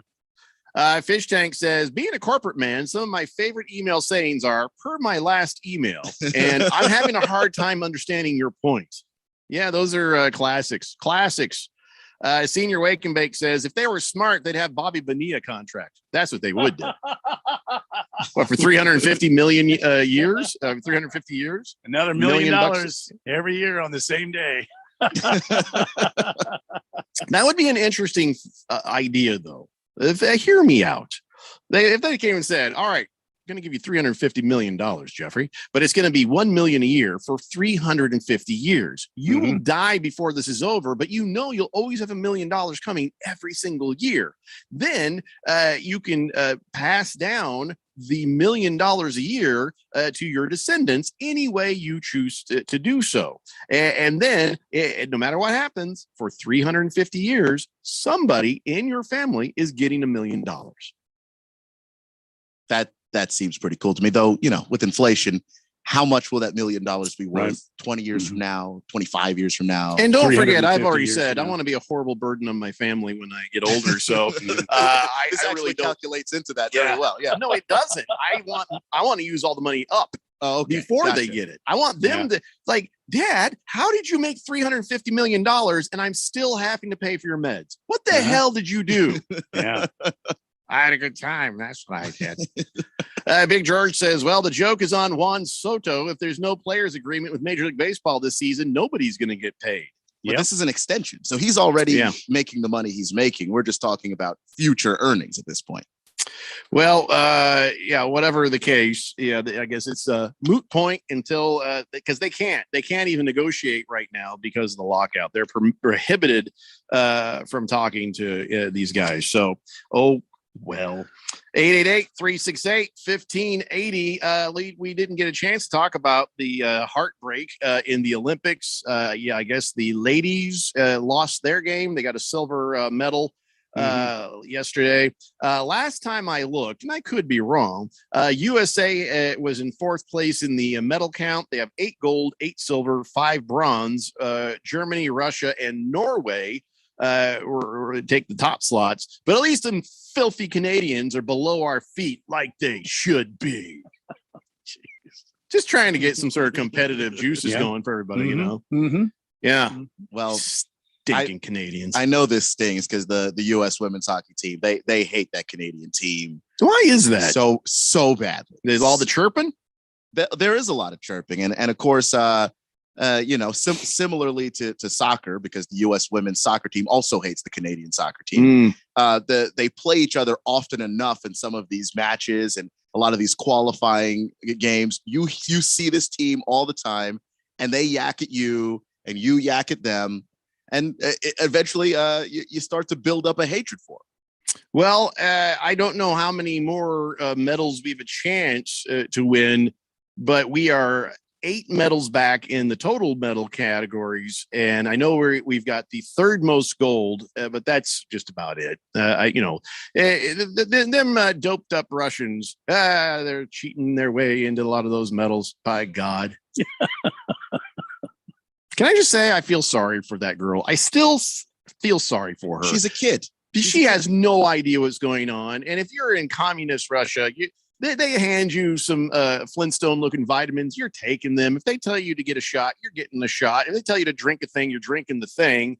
And you're also brainwashed into thinking, oh, this is all a good idea, and Western civilization up theirs. And I feel bad for that girl. She clearly, not emotionally okay with the way things went down, but she had a horrible skate, and 2 of her teammates got medals, and then the Japanese girl, I think she got the bronze.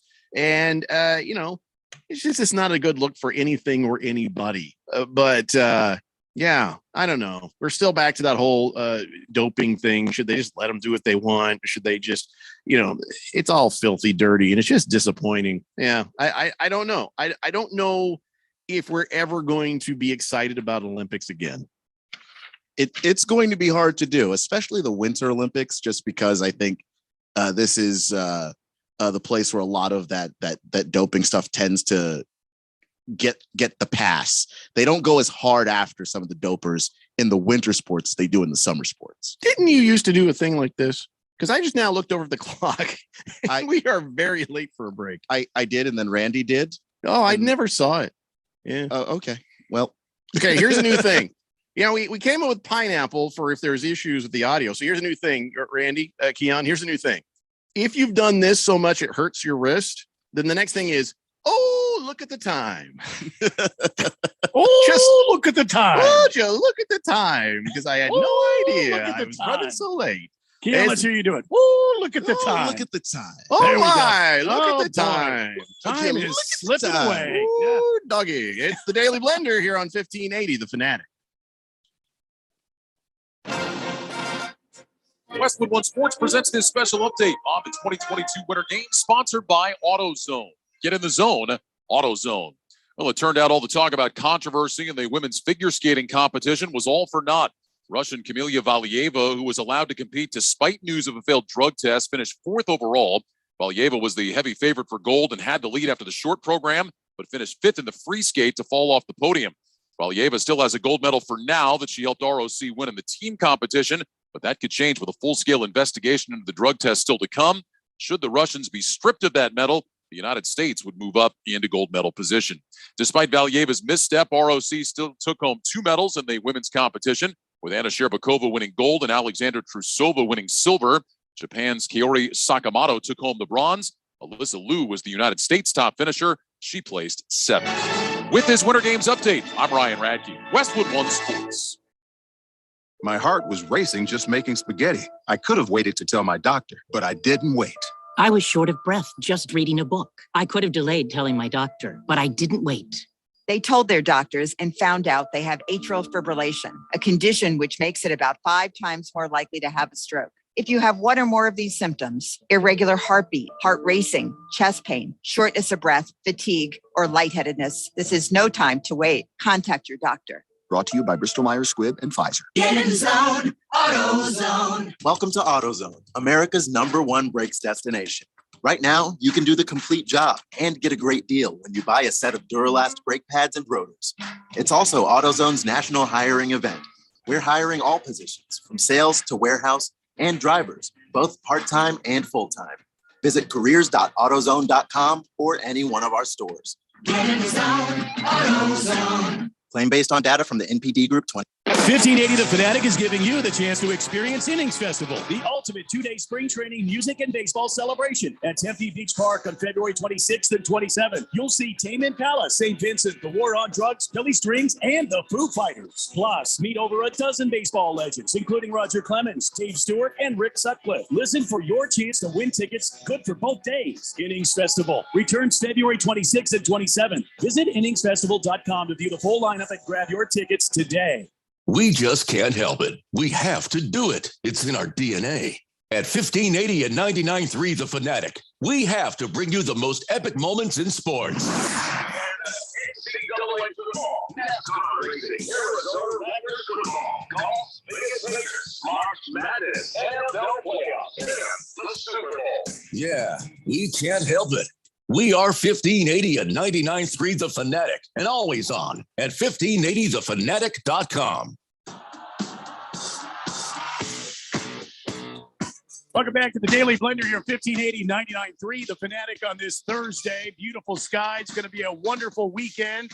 And it's going to be beautiful as well on the other side of the world as USA continues to go for the gold. And FanDuel Sportsbook hooking up new users with an epic Winter Games bonus. Place your first bet on any Winter Games sport risk-free. That's right. New users can get up to $1,000 back in site credit if your first bet doesn't win. Some of the events you might want to look at, you got the figure skating championships coming up, the four-man bobsled. Of course, Germany looks pretty tough there. I got to tell you guys. Are Germany, they fat? Because It's all about the gravity, right? Germany team 1, 2, and 3 swept the two-man bobsled the other night. It just made the rest of the world look like idiots. So, I mean, the four-man bobsled. and Adolf could barely fit into the bobsled. They were very fast and heavy. Well, the gravity pulled them down the mountain quick, and they know how to get that bobsled down there. So you might want to put some money on Germany to win the four-man bobsled coming up. We already know the men's hockey team is out, but how about the team that beat them? You might put some dough down on them. Maybe they're the Cinderella story. Promotions like this are just one reason why I love betting in America's #1 sportsbook. It is really easy to use. It's safe and secure. You get fast payouts when you win. Download the FanDuel Sportsbook app with promo code Randy1580. That's Randy1580. Go for the gold today. It's promo code Randy1580. Remember, you've got to be 21 or older and present in Arizona. First online real money wager only. Refund issued as a non-withdrawable site credit that expires in 7 days. Restrictions apply. See terms at sportsbook.fanduel.com. Gambling problem, 1-800-NEXT-STEP or text NEXT STEP to 53342. So, yeah, I would be hesitant to bet on any Olympic event that wasn't a clear win. You know what I'm saying? When it's somebody holding up signs that says 10 or 5 or whatever, when they judge them, the subjective judging stuff, I would be a little nervous about betting those. But when it's a sport, like a real sport where there's a winner and a loser, then I can get behind that because that's going to be based on their ability and whether they win or lose the game, as long as there's no hanky-panky with the officiating. Well, I mean, I see what you're saying, but it's I don't know. You kind of see some trends in these winter games, and I think you could probably put some money down. Sure. Like, I mean, Team Germany just dominated the other night in that two-man bobsled. So you got to think they're going to be some of the favorites for the four-man bobsleds. It's all that strudel. Man, they get that strudel in them. And if they ever ban the strudel, Germany is banned for a long time. Big George says, well, I'll tell you what, it sounds like if we ever go to war with Canada, we just send our women's hockey and soccer teams to fight since they hate them so much already. Kick their ass, yeah. And he says, I hope nobody put money on Michaela Schifrin. That would have been a bad bet, even though she was favored yesterday. Whoopsie. Yeah, that was too bad. By the way, here in a little bit, got some ASU basketball tickets to give away. It's ASU versus Oregon State, and that is happening Saturday at 6 p.m. And I got 4 tickets and a parking pass. And like we said, if you win, if you only need 2 tickets, leave 2 tickets for somebody else and we'll give those to them. So if you need all 4, take all 4. It's really up to whoever wins first. So be listening for your chance to win ASU basketball tickets here on 1580 The Fanatic.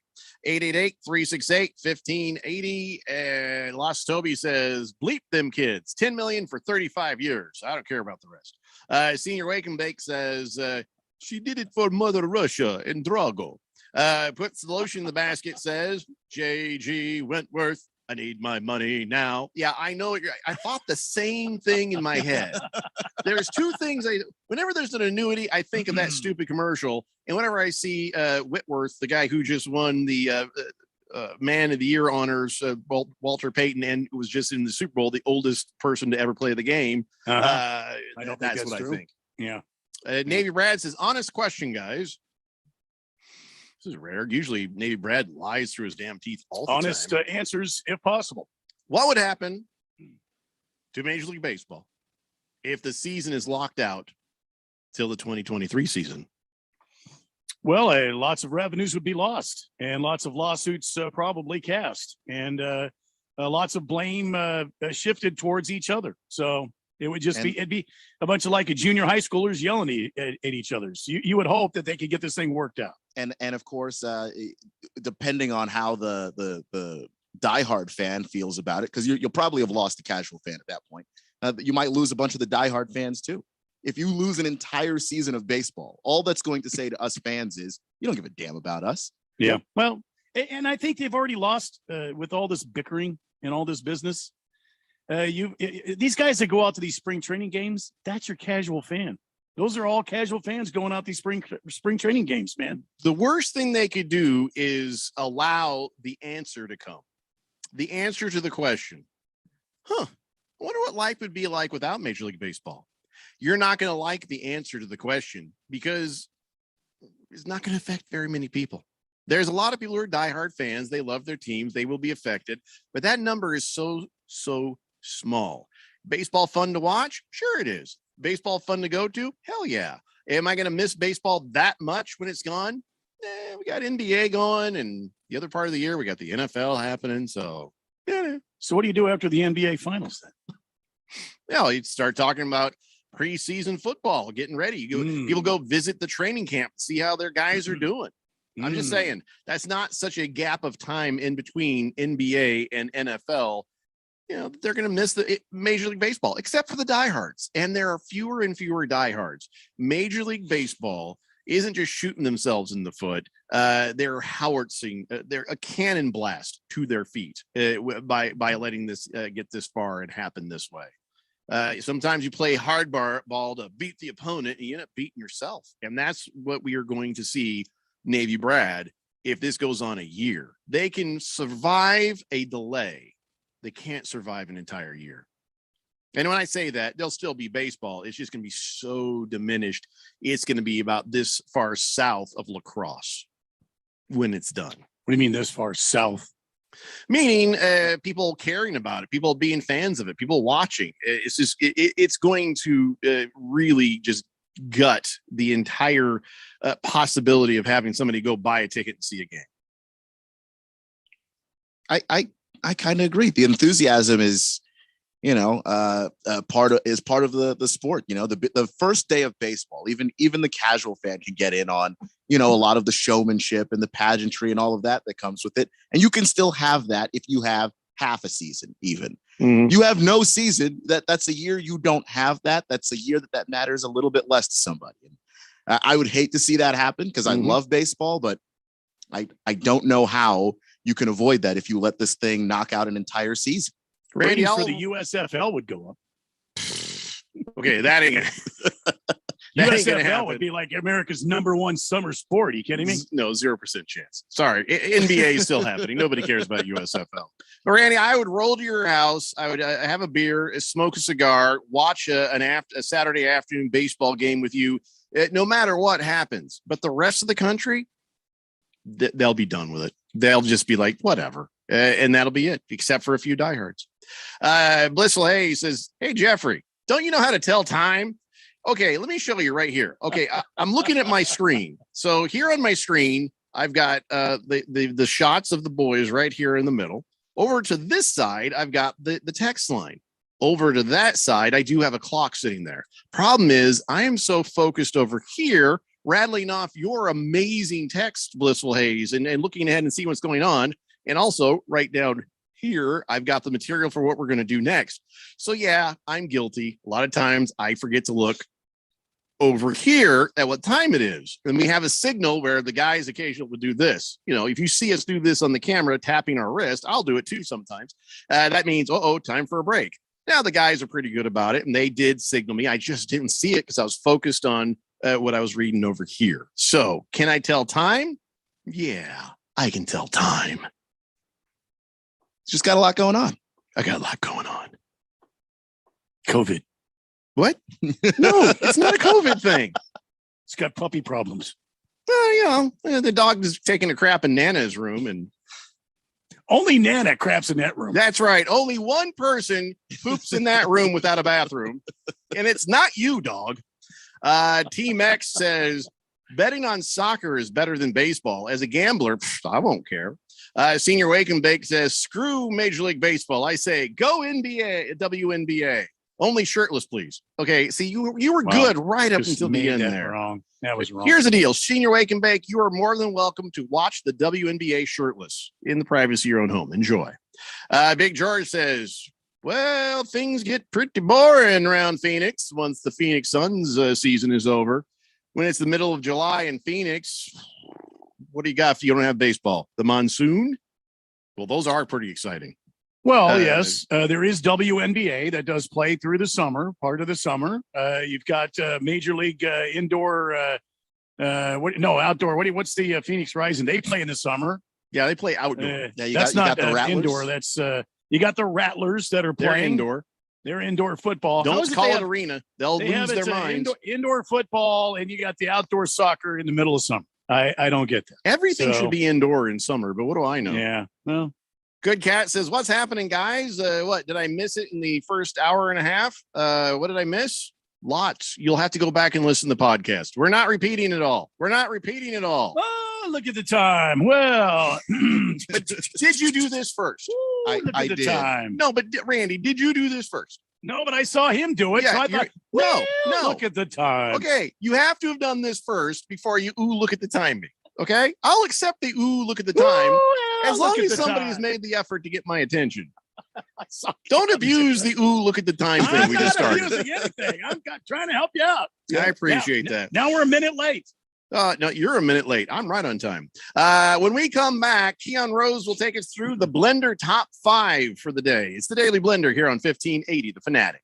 If I'm going to work from my home office, I need my home office to work for me. It's possible at Staples. To be most productive, my home office needs to have everything my office has. Also possible because your local Staples store has the tools your business needs to get work done from home. And right now, you can save up to 40% on select chairs to put the finishing touch on your home office. Explore what's new at Staples, the working and learning store. Ends 2/26, in-store only while supplies last.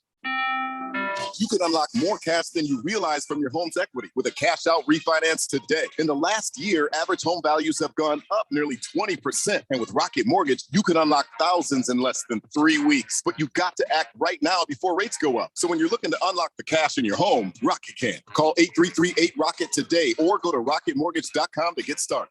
Rates current as of 12/12/21. Call. Cost information and conditions. Equal housing lender license in all 50 states. Anomalous consumer access.org. Over 3030. Call 800-490-1233 for disclosures and cost information. Drivers who switch and save with Progressive save over $700 on average, and those savings add up. Imagine what you could buy in the future. The graphics are so real on this video game console I bought with the savings from switching to Progressive 10 years ago. I can't tell what's real and what's the game, which I think is what people want, in the future, which it is currently. So switch to Progressive and save big because those savings can add up in the future. Progressive Casualty Insurance Company and affiliates. National annual average insurance savings by new customers surveyed who saved with Progressive in 2020. Potential savings will vary. Bruce Jacobs here again from my friends at ProCopy. For the last year, you've heard me talk about how ProCopy has provided Arizona companies with the best office equipment available for over 20 years, plus their outstanding service after the sale with a 96% retention ratio and award-winning technicians. Now part of Flex Technologies Group, they are committed to ProCopy's industry leadership and excellence. Whether you have branches anywhere in the U.S. or right here in Arizona, you can count on ProCopy and Flex Technologies for all your office equipment needs. They focus on print, document management, document production, and managed IT, representing the best brands such as Canon and Ricoh. They proudly serve over 35,000 customers nationally. They still remain a local company and continue to give back to the community. The ProCopy Foundation has raised hundreds of thousands of dollars, and that makes doing business with ProCopy good for your business. Give them a call, 602-PRO-COPY. That's 602-776-2679, and tell them Bruce Jacobs sent you. Business people like it straight and to the point. So here it is. Bruce Jacobs here to tell you take control of your utility expenses by calling Harmon Solar right now. They can save up to 80% on that monthly electric bill with zero down and no payments for 12 months. Level your energy costs, protect yourself from inflation. How's that for straight and to the point? Here's more. Harmon Solar is a local family-owned company that uses top-of-the-line equipment. Call Harmon Solar 800-281-3189 or go to harmonsolar.com. Your home for sports. 1580 and 99.3 The Fanatic.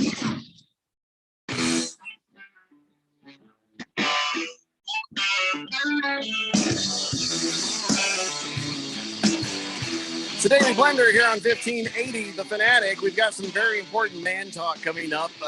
Some man card violations, some man card health alerts, and other assorted things. Congratulations, Grand Canyon University. They beat California Baptist last night 65-60. It was a complete group effort and a nice win for them. Coming up on Saturday, they got New Mexico State, the rivalry game, 5:45 p.m. here on 1580 The Fanatic. So, all right, ladies and gentlemen, it's now time. Keon Rose is going to present the Blender Top 5. Or was that what we were going to call it? Yeah, it was going to be the Blender Top 5. Yeah. I thought there was music for this. Hey, Randy, what happened to music? No, it's the top 5 at 5, and I don't have it. I don't have it ready. So should we? We could just use the old music if we just do this at 5 when we. Do it. Yeah, we could. Mm-hmm. Should we just not do it right now and do it at 5? We could do it. I mean, I love these on air. We don't have time for anything else. Well, we're here. Go ahead, Keon. Let's do it. The Blender Top 5. Top 5. Yeah, go ahead. What do you got? All right. So here is the Blender Top 5 ranking NBA teams right now. The top 5 teams in the National Basketball Association. And we'll just go ahead and start with the number 5 team. A team that has won 11 of their last 13 games. Wait. I didn't vote on this. Is this the show's top 5 or is this your top 5? Well, this is my top 5.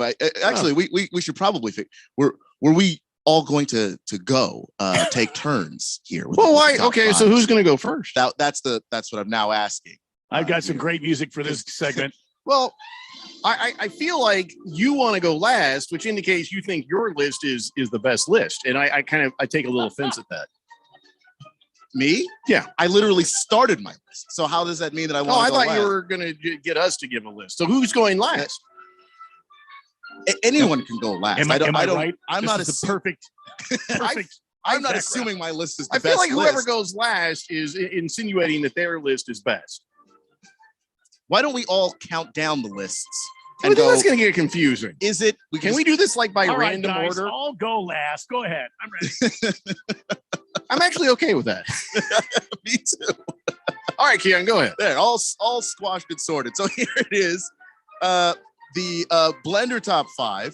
My top 5. Keon's top 5. The Keon's top NBA 5. teams right now. I'm going to start into the break. I'm going to start with the Boston Celtics. What? Sorry. At 5. At 5. Correct? You triggered my COVID. Okay, go ahead. Yeah, I'm counting down 5 to 1. Yeah, I got you. Okay. I know how it works. Okay. I just can't believe you started with the Celtics. Why wouldn't I start with the Celtics? They've won 11 of their last 13 games. Sure, they've been really good. I believe they've won 3 games this week. I'm sorry. One more. How stunning is that? Yeah. Completely. I'm sorry, that did stun me a bit to hear you say the Boston Celtics. Jason Tatum has been playing like his hair's on fire. I don't know how that's that stunning. There are a couple of teams that are bubble teams there that I wish I could have. Can I put just say, in. time out on your list a minute? Okay. I know you've gotten all of one, and you haven't even had a chance to play Sure. Let's go for it. But they're not even the top of their division. Are you coming at me with the 76ers down your list? Are you going to do all East Coast teams? Have you seen the West? Yeah, I am going with team. No, it's not. It's the West. I have seen the West. I'm All going right. with the. Okay, I apologize. Go ahead. I'm going with teams right now. Like, how good are they right now? Okay. So their whole record, they may have stumbled to start, and they're playing well right now. Right now, the Boston Celtics are a number 5 team. The way that they have played, again, 11 of their last 13 games.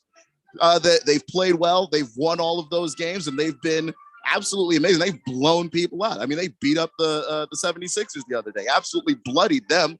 What it was in the East. Sure, in the East. But they're playing well right now. All right, next team up, 4th team, the Memphis Grizzlies are, quite frankly, and playing incredible basketball. They're the number 2 team in the West. Jeffrey, is that okay? Is that good enough? Right now. Well, seeing them show up at 4 on your list, I can't wait to see what you have at 3. Okay. Anyway, John Morant playing incredible basketball. It's going to be an Eastern Conference team at 3, just so you know. Oh, dear Lord. But John Morant, he's averaging 27 points on nearly 50% shooting. He has been absolutely lights out, and I don't think that anybody in the West right now is playing maybe the kind of basketball that they are, where it's just a very fast break heavy team. It's very fun to watch. I got Memphis Grizzlies at 4. I've got the Miami Heat at 3. They finally got a Kyle Lowry, Jimmy Butler, Bam Adebayo trio. All of those 3 guys have been healthy over the last month. They've played absolutely incredibly. I believe they did stumble this past week against the Pistons, but outside of that, they have been an incredible unit as well. Bam is starting to look like a challenger, maybe, for the Rudy Gobert and the Stifle Tower as a Defensive Player of the Year candidate. That's how good he's been playing. I got the Miami Heat at 3. I've got the Chicago Bulls at 2. They've won 3 out of their last 4 games, even without Zach LaVine, who's one of their best players. DeMar DeRozan is an MVP candidate. The dude is starting to put up Wilt Chamberlain-like stats. We're talking averaging near 30 points while shooting 50% from the field. This guy is playing incredible basketball. The Bulls look really, really good right now, and they're going to be a team that maybe, comes out of the Eastern Conference to play in the NBA Finals. And, of course, at number 1, I have the Phoenix Suns. They've won 20 of their last 22. They've been absolutely the best team in basketball this entire year, and no one is hotter than them right now. That is Keon's top 5 in the Blender top 5. I have so many problems with your top 5. I'm sorry. Shoot. Oh my God. The Celtics. That right there I think my hamstring pulled itself just now, seeing the Celtics on there. Okay. I'll give you my list, and then I'll start to tell you why your list is so wrong. I have the Miami Heat at 5. I don't put them as high as you, but you have to give them respect. Jimmy Butler and Bam Yabba Dabba Doo, whatever the hell his name is. Adebayo. Their lows don't go too low, but they're generally pretty consistent. And you're right, Kyle Lowry being back has made a big deal, and that's some good defense being played there. But Yabba Dabba Doo coming in with both offense and defense. This is a team that you're going to have to keep your eye on, especially in the East. I don't think their record really reflects how good they are. And I don't think they're 3 good, but I think that they're going to show you some more down the stretch. I got the Bucks. You remember them, right? The Bucks? Mm-hmm. Giannis Antetokounmpo? Yes. I don't see them on your list. Yeah, that is correct. Mm-hmm. Last year's champs, Giannis Antetokounmpo, still the most dominant player out there, probably the MVP right now as we speak, along with his brother Thanos on that team. They got dirtbag Grayson Allen, Chris Middleton. This team is poised to repeat at least an appearance. But the injuries, they've had injuries, but as long as Giannis keeps playing at that MVP level, they're going to go into a sweet spot of the playoffs. No doubt about that. I got at number 3. I don't see them on your list. The Warriors. This is a team that is constantly dealing with injuries. Klay Thompson is back. I know they've got defensive issues with Green out.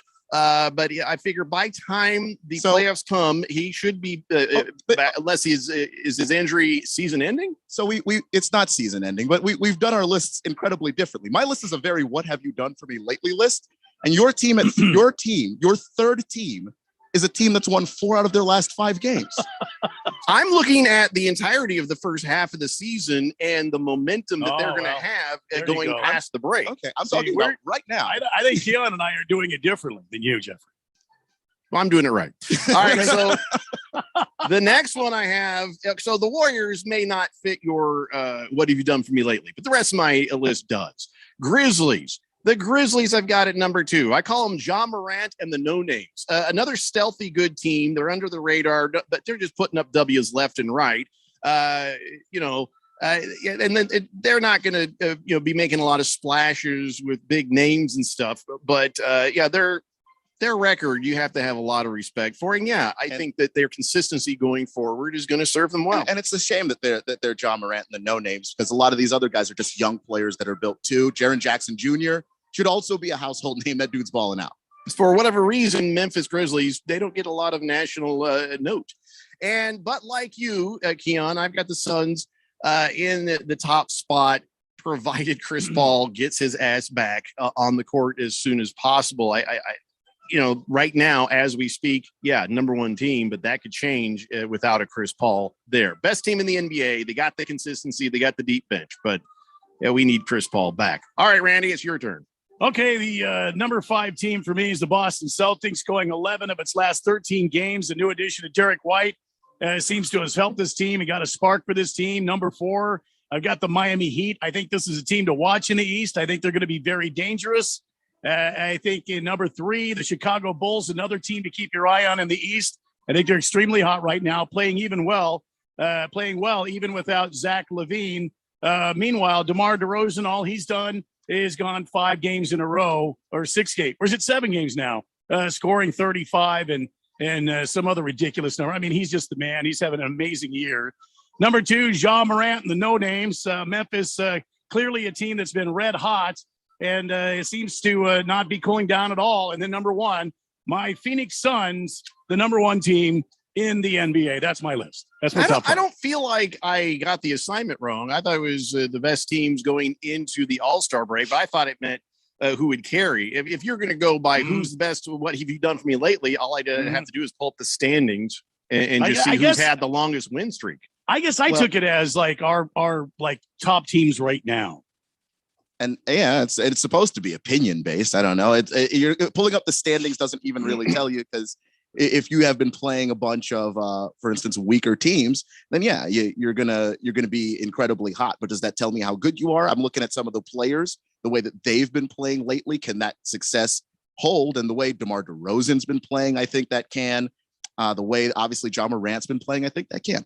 Senior Wake and Bake says, I think Keon might be East Coast biased. Fish Tank says, no offense, Jeffrey, but I feel like Keon has a serious basketball mind. I'm taking his list. Mr. Pringle says, hey, Keon, loved your top 5. Big George says, shouldn't these fine details be hammered out during show prep? What show prep? I don't know what you're talking about, guys. So I guess if I got the assignment wrong, I apologize. But I don't think there was any rules. I think it was your opinion. It was just your opinion. It's okay. You took it how you understood it, and because I don't want us to all have the same list. Boy, did you have like no West Coast teams? You have Suns and Grizzlies, and you had Grizzlies low on the list. That one just really shocks me. Yeah, if the Warriors Randy talked too fast, I couldn't write his list down. If the Warriors had played better recently, I wanted to put the Warriors in, but that 4 out of 5 was just killing me. And then I don't think that's going to stay that way. I thought the Warriors are stumbling going into the break here. They're not going into it strong. Yeah, and I think that Mavs loss versus the Clippers either. Otherwise, the Mavs could have been in there too. I deliberated with that a little bit. So yeah, those are just the teams that look the best to me right now. It's fun arguing over our lists. That is what top fives are all about. Your list was horrible. I disagree. I know. I'm just kidding. 888-368-1580. Good Cat says, who's on first? What's on second? I don't know about third. Puts the lotion in the basket, says, go Lumberjacks tonight.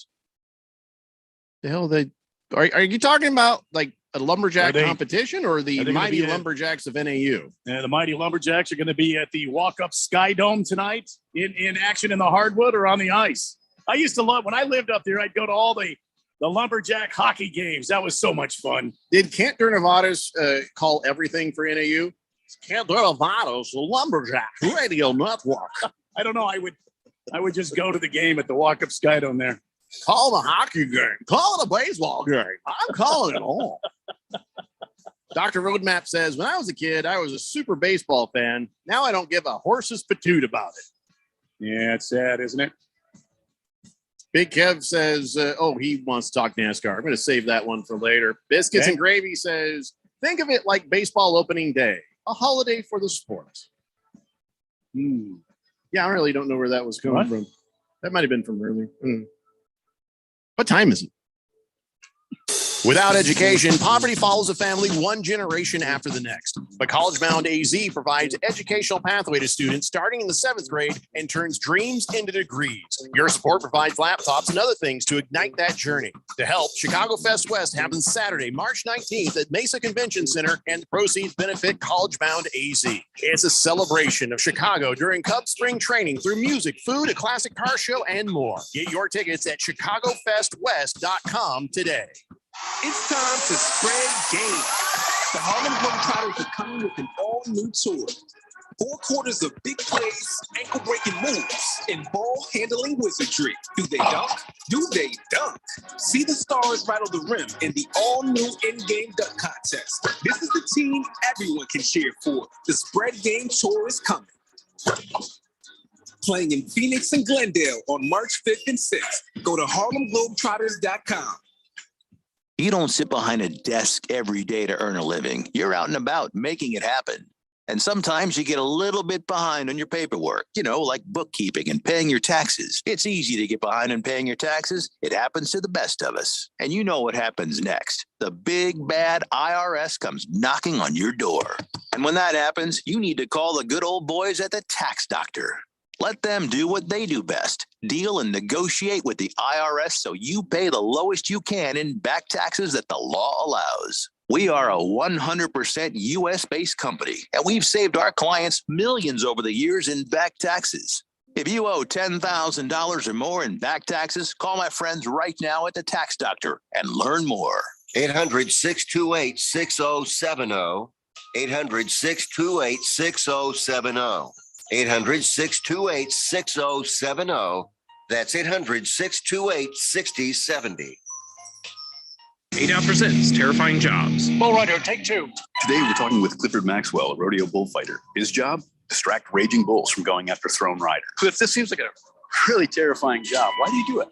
I love protecting the bull riders when they get bucked out. How big are these bulls? 12 to 2,200 pounds of pure muscle. You're not cowed by any of this, obviously. Is there anything that scares you? Yeah. Distracted drivers terrify me. This message is brought to you by ADOT, the ABA, and this station. What will you learn on the Lifestyles Unlimited Multifamily Masters Tour? You learn a lot. You learn from A to D.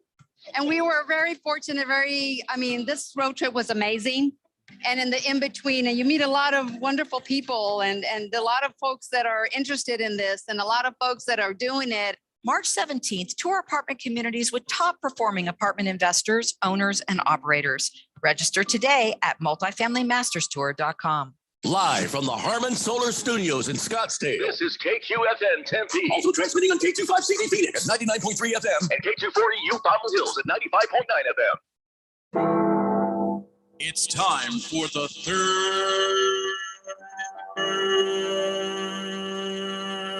hour. Quiet, people, settle down. Because it's time. Time for what? Showtime. When does it start? Right now. 3, 2, 1. Let's get on with the show. Let's do it.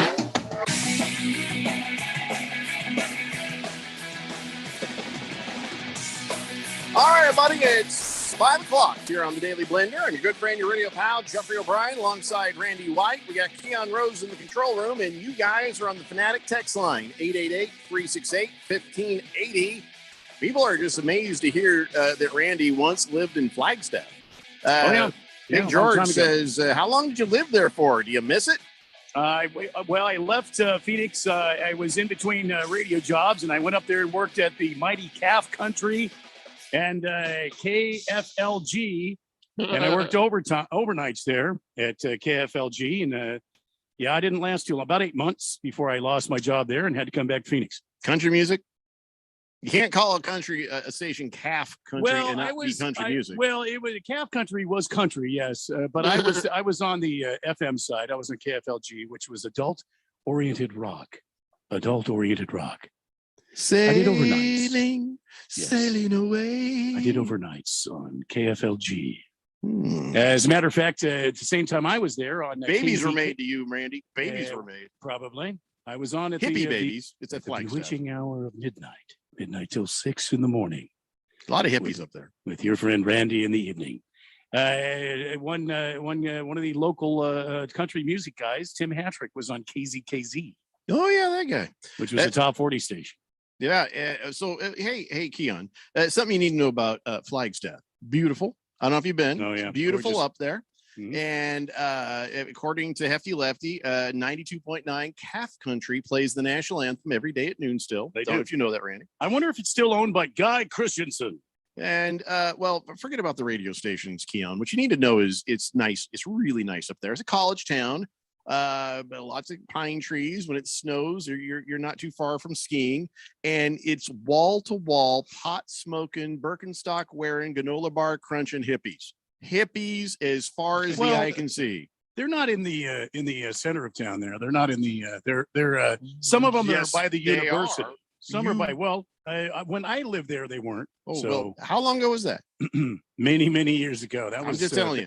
The hippie problem is out of control, Randy. 1981. So it's gone crazy in the last 40 years, man. Big George says, yeah, it's a great station. They got a massive signal, covers all of northern Arizona. K8, the Calf Country? I guess. Is that what he's saying? Calf Country? Card's voice says, BS, Randy, you worked at Granny's Closet, and you know it. Listen, Granny's Closet, I was a frequent visitor there, believe me. Jim Barnett, what do you know of Granny's Closet? Granny's Closet was the hangout to go to, was it not, Jim? I don't even know what is Granny's Closet. It was a bar club that's right there off the university. Or the least successful strip club ever. Oh no, it wasn't a strip club. It was one of the hot hangouts. There were like 2 or 3 of them. Granny's Closet was one of them. Welcome to the stage, Mabel. She's gonna dance. It was a cool place, man. It was cool. A boogie woogie. Beautiful boy, come to me. No, nothing like that. Nothing like that. No. Hefty Lefty says, "Rest in peace, Granny's Closet." Yeah, there was a steakhouse up there that was a nightclub too. It was like Black Bart's or something. I can't remember, but it burnt down. There was a lot of controversy over that. A lot of drama. Big Risk says Flagstaff is the #1 seller of Subaru per capita in the country. So I bet. Yeah. You know what that means. Yeah. Yes, I do. I know there's a lot of Miatas sold in Scottsdale. Yes, I do know what that means. It's the official pace car. I'm just saying. Big George says Granny's Closet was the best place to go up in Flagstaff. Sad it closed down. They had great Indian fry bread. And by the way, Calf Country is owned by Roger and Nancy Anderson. Oh, no kidding. So if you wanted to go apply, they've probably forgotten what you did last time. Well, they weren't. I was not a part of the station when Guy Christian. I will tell you the torrid story. I was relieved of my duties at Calf Country KFLG because Guy Christensen had a very stringent no visitor policy at his radio station after business hours. And my buddy came up and he was going to stay at my apartment. So he came by the station to get the key from me because I didn't know where to leave it or how to get it to. So I gave him the key. He turned around and left, and I was relieved of my duties for that right there. Just because the guy came and picked up a key. No visitors after the policy was no visitors after business hours. You were made an example. I was. That sucks. Guy Christensen. And where is he now? Dead. He had it coming. After Lefty says the strip club was called Blush, and it was behind the Joint. The Joint had 25-cent drinks on Wednesdays. Wow, I feel like that place. A lot of good decisions were made those nights. Granny's Closet, a lot of fun memory. It was a fun place to hang out, and they had a lot of fun times there. Dropping the Soap says, what I remember about Granny's Closet was tons of handicap parking. Senior Wake and Bake says, hippies are cool. Well, not the stinky ones. And hey, Randy, if they trade Kyler Murray, okay, I'm not going to read that. Listen, as much as we piled on the short jokes a little bit lately on Kyler Murray, it's tired now, Senior Wake and Bake. Now we're just going to sit back and wait and hope that Randy's national nightmare is somehow over and life gets improved for him. Big Risk, thank you for that. Blissful Hayes says, you know what? From the last hour, I agree with Keon's list. Celtics are playing badass defense right now. Yeah, I mean, they seem to have put it all together. You got a new head coach, and they stumbled out of the gates. It was kind of funny to watch them actually early. I had the Celtics at 5 too. Does nobody like my list? No. I couldn't hear it. You rattled through it so fast. I have no idea what it was. I knew we were up against the break there. I knew it was coming at the end of the hour. I'm trying to be a professional. I was writing here. down stuff so I could argue about it, but there's nothing to argue about. Yeah. Mine, I went last. Nobody liked my list, so Keon wins. Well, I liked your list. I usually win 4 downs, but boy, Keon got me on this top 5 thing. Never win. None of these are competitions. I always win. Okay. 4 downs. Okay. All right. Top 5, I'm gonna have to work on 4 downs. Own it. Puts the lotion in the basket. Agrees with me on at least this. Golden State over Boston, Keon. So I can't. They have lost 80% of the last 5 games they've played. You have trust issues, Keon. Here's what's going to happen, because this always happens with the Warriors. Draymond Green's going to get healthy. Thanks, Uncle Sam. Draymond Green's gonna come back, and then they're gonna put it back together because Steph's playing his ass off right now. But without Draymond, they seem to always be missing that extra punch. But is it me, or is Steph a little wonky since he set the 3-point record? He's a little. To me, it's not. I don't know if the confidence is gone, or I think he's shooting around 34% on the season, so it hasn't been a good shooting season for him. He just seems a little wonky this year for some reason. He'll be back. Yeah, I have no doubts. Can I remind you that they're number 2 as far as record in the NBA right now? Yeah. So what have you done for me lately is only have the number 2 record in the NBA. I know it's been a rough stretch, but teams bounce back, guys. Yeah, they'll bounce back. That's why they'll continue to do top 5s, because 100% agree. 100% agree. Just right now. Big Risk says, does Senior Wake and Bake have a life, or does he like to listen to the radio as a career? By the way, thank God for the ones who do, Big Risk. But listen to what you just said. Senior Wake and Bake. He doesn't have a job. He doesn't have a life. He has a bong. Okay. Yeah. And you can tell when he's been hitting that thing, because sometimes his texts make sense. Sometimes they don't. So you just kind of answer your own question just by uttering his name. I think his text makes sense when he cleans the bong water. When it's got the fresh bong water in there, then they make sense. If we could just track the right times that those things happen. Yeah. Hefty Lefty says the first stripper saw at Blush was the lady that swiped meal cards on South Campus at the predominantly freshman dining hall. That was sort of an awkward interaction. Okay. Puts the lotion in the basket, says, heck, the Nuggets are better than the Celtics. At this exact moment, I would disagree. The Nuggets have been good, but do you remember how the Nuggets have had their ups and downs through this season? It's not a consistent Nuggets team that we're looking at here. And part of that's not necessarily their fault, but no, the Celtics over the last 2, maybe 2.5 weeks have been one of the better defensive teams in basketball. They score a ton of points. And if they continue to keep this up, we might be looking at the Celtics as a top team in the Eastern Conference. Thundersnow says Jeffrey won the top 5. Of course he did. And now we can move on. Thank you, Thundersnow. It's actually time for a very important edition of Man Talk. In Man Talk, you're going to learn some very manly things. Okay. And we're also going to discuss a a strategy that I thought was very, very important when it comes to Valentine's Day. But first, I want to let all you men know that there's some cool product coming out. I think it might be cool. And Randy, you know how it is. What happens when I eat a donut? What happens when I eat a donut? You belch? No, I crash. I have a sugar crash. Oh, you crash, yeah. Used to be I could eat donuts, no problem. I used to eat all kinds of donuts. Now I eat one donut. I'm like, oh God, it just drops my energy. Yeah. Well, now, thanks to Hostess, they're coming out with something called Boost Donuts and Donuts. Caffeine injected donuts. I am not making that up. It's Boost Jumbo Donuts. Each one has the same amount of caffeine as a cup of coffee. And they got two flavors, chocolate mocha and caramel macchiato, or Ralph Macchio, whatever they call it. And they did a little limited release and tested it. People liked it, so they're going to have it at convenience stores nationwide this month. How do you like that? Caffeine in your donut. Wow. I thought I'd never see the day. That means I can have a donut and not have to worry about dropping my energy, because if anything, it'll boost my energy. When my donuts would have a jolting caffeinated experience. I thought I'd never see the day. No more sprinkling crack on a donut. I'll just get the one with the caffeine in it. Looking forward to that. Remember when Uzma said he might swim through a swimming pool full of Skyline chili if the Bengals won the Super Bowl? Yes. Well, that didn't happen, so thank God we didn't have to see that happen. But Skyline chili does have a problem right now.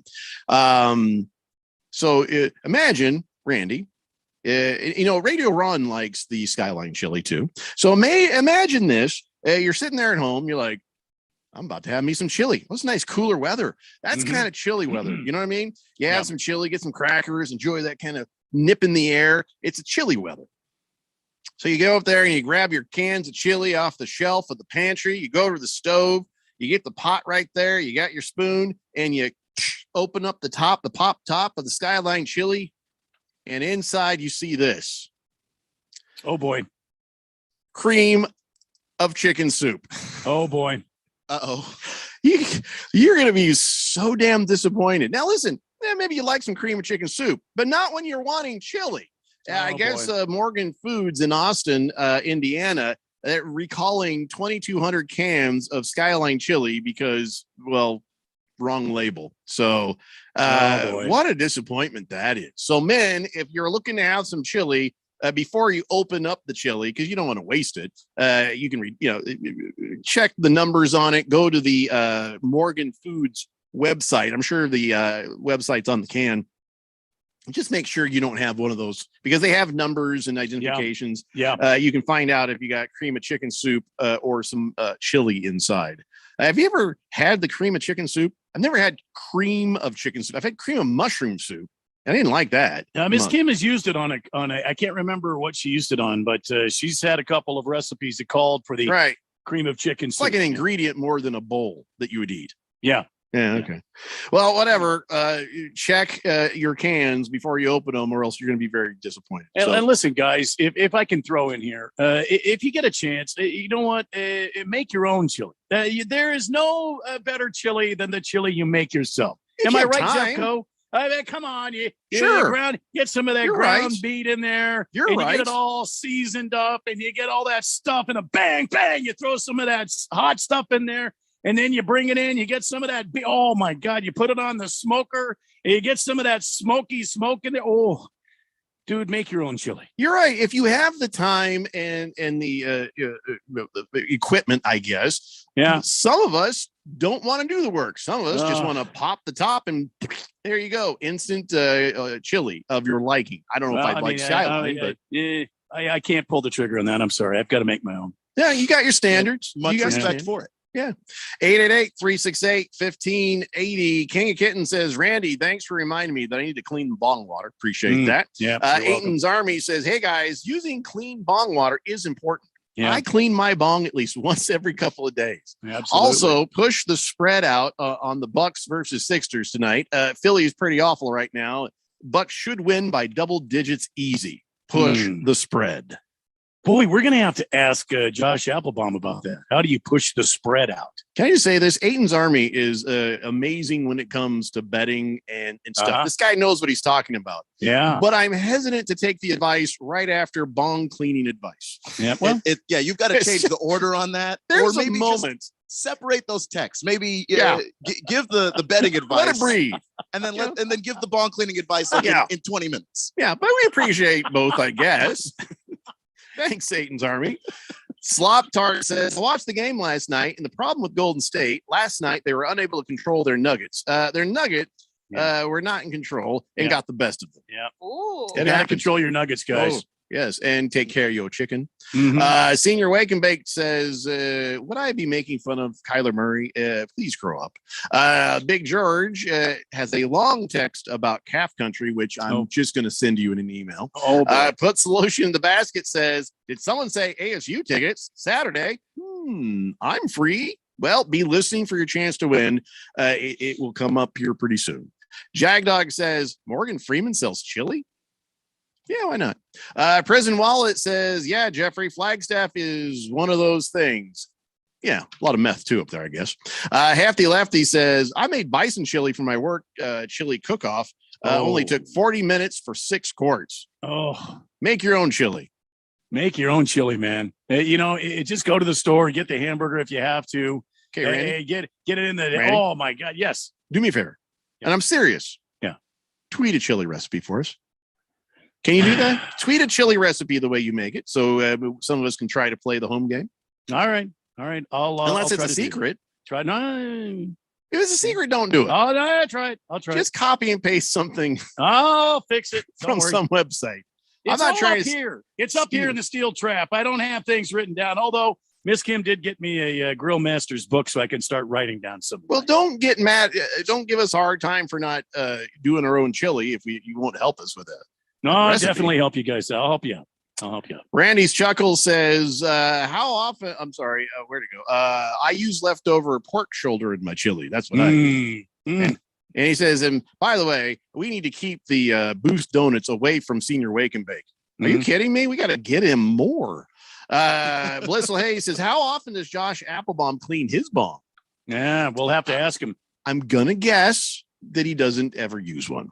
I could be wrong. You can ask him when he's here Friday. Jagdog says, he meant selling. Morgan Freeman selling chili. It still doesn't make sense. I'll be honest with you on that one.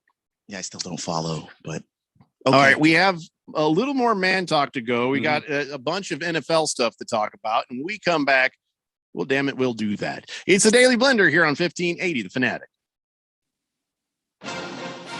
Westwood One Sports presents this special update on the 2022 Winter Games, sponsored by Progressive Insurance. Drivers who switch and save with Progressive save over $700 on average. Here's a look at the updated medal count heading into prime time tonight. Norway has the most overall medals with 29, while the ROC is second with 26.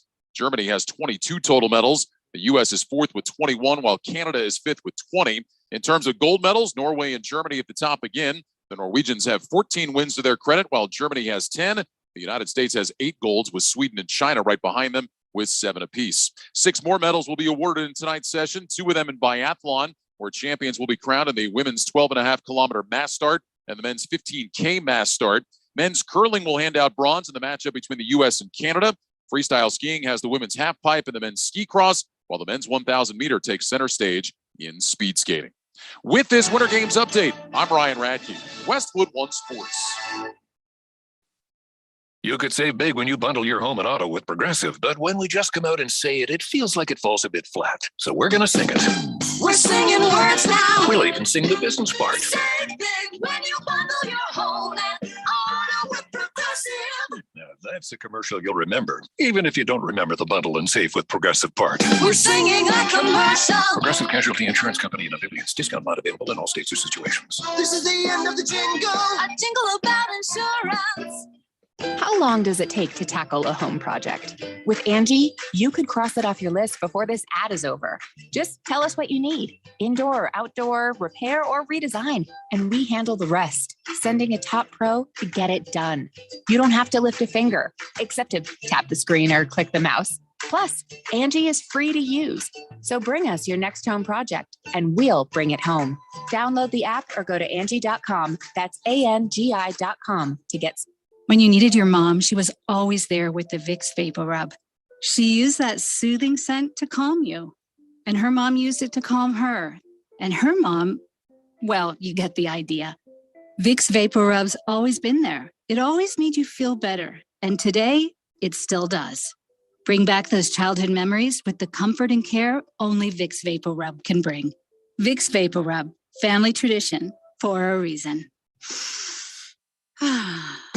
Okay, you're back to dining out, but there's dining and there's dinnertainment.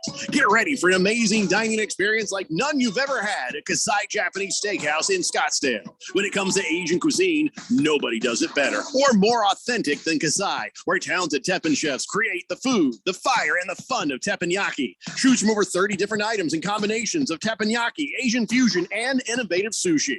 Kasai Japanese Steakhouse. It's not just dinner, it's dinnertainment. A memorable dining experience where delicious 7-course meals prepared right at your table with flair. It's a perfect choice for celebrations, date nights, or a night on the town. Happy hour is always on fire and offered daily with specials on teppanyaki, sushi, cocktails, and more. Book your night of fun right now. Visit KasaiScottsdale.com. That's KASAI Scottsdale.com or call 480-607-1114. That's 480-607-1114. We'll see you there. Hey everybody, Mark Asher back to tell you about my great friends over at the Lund Mortgage Team. Now, we've seen interest rates go as low as we've seen them in years recently. We've also seen them bouncing around. A lot of uncertainty of what is going on in the loan game as far as mortgages are concerned. That's why I lean on my friends at the Lund Mortgage Team. They have been in business for 20 plus years here in the Valley. They only lend in Arizona. They are trusted. They'll get you that reliable quote. And if you're thinking about refinancing, whether it's to just lower your rate, maybe lower the terms of your rate, maybe down to 15 or 20 years, or if you're like, hey, we got a lot of debt on the side, we got some problems going on, we want to consolidate debt, or I've always wanted a pool. Now's the time to do it. Take some of that equity out, refinance, get things done around your house that you want. But you got to use the best in the business. That's the Lund Mortgage Team. 623-875-9940, 623-875-9940, or check them out online, lundmortgage.com. The dictionary describes madness as Frenzy, rage, intense excitement. Yeah, that sounds about right. we define it like this. There's the pass to Laker. Puts it up. The Jets the through for the win. The madness is coming. Comes down, dribble, shoot. 1580 and 99.3 The Fanatic. The home for March Madness.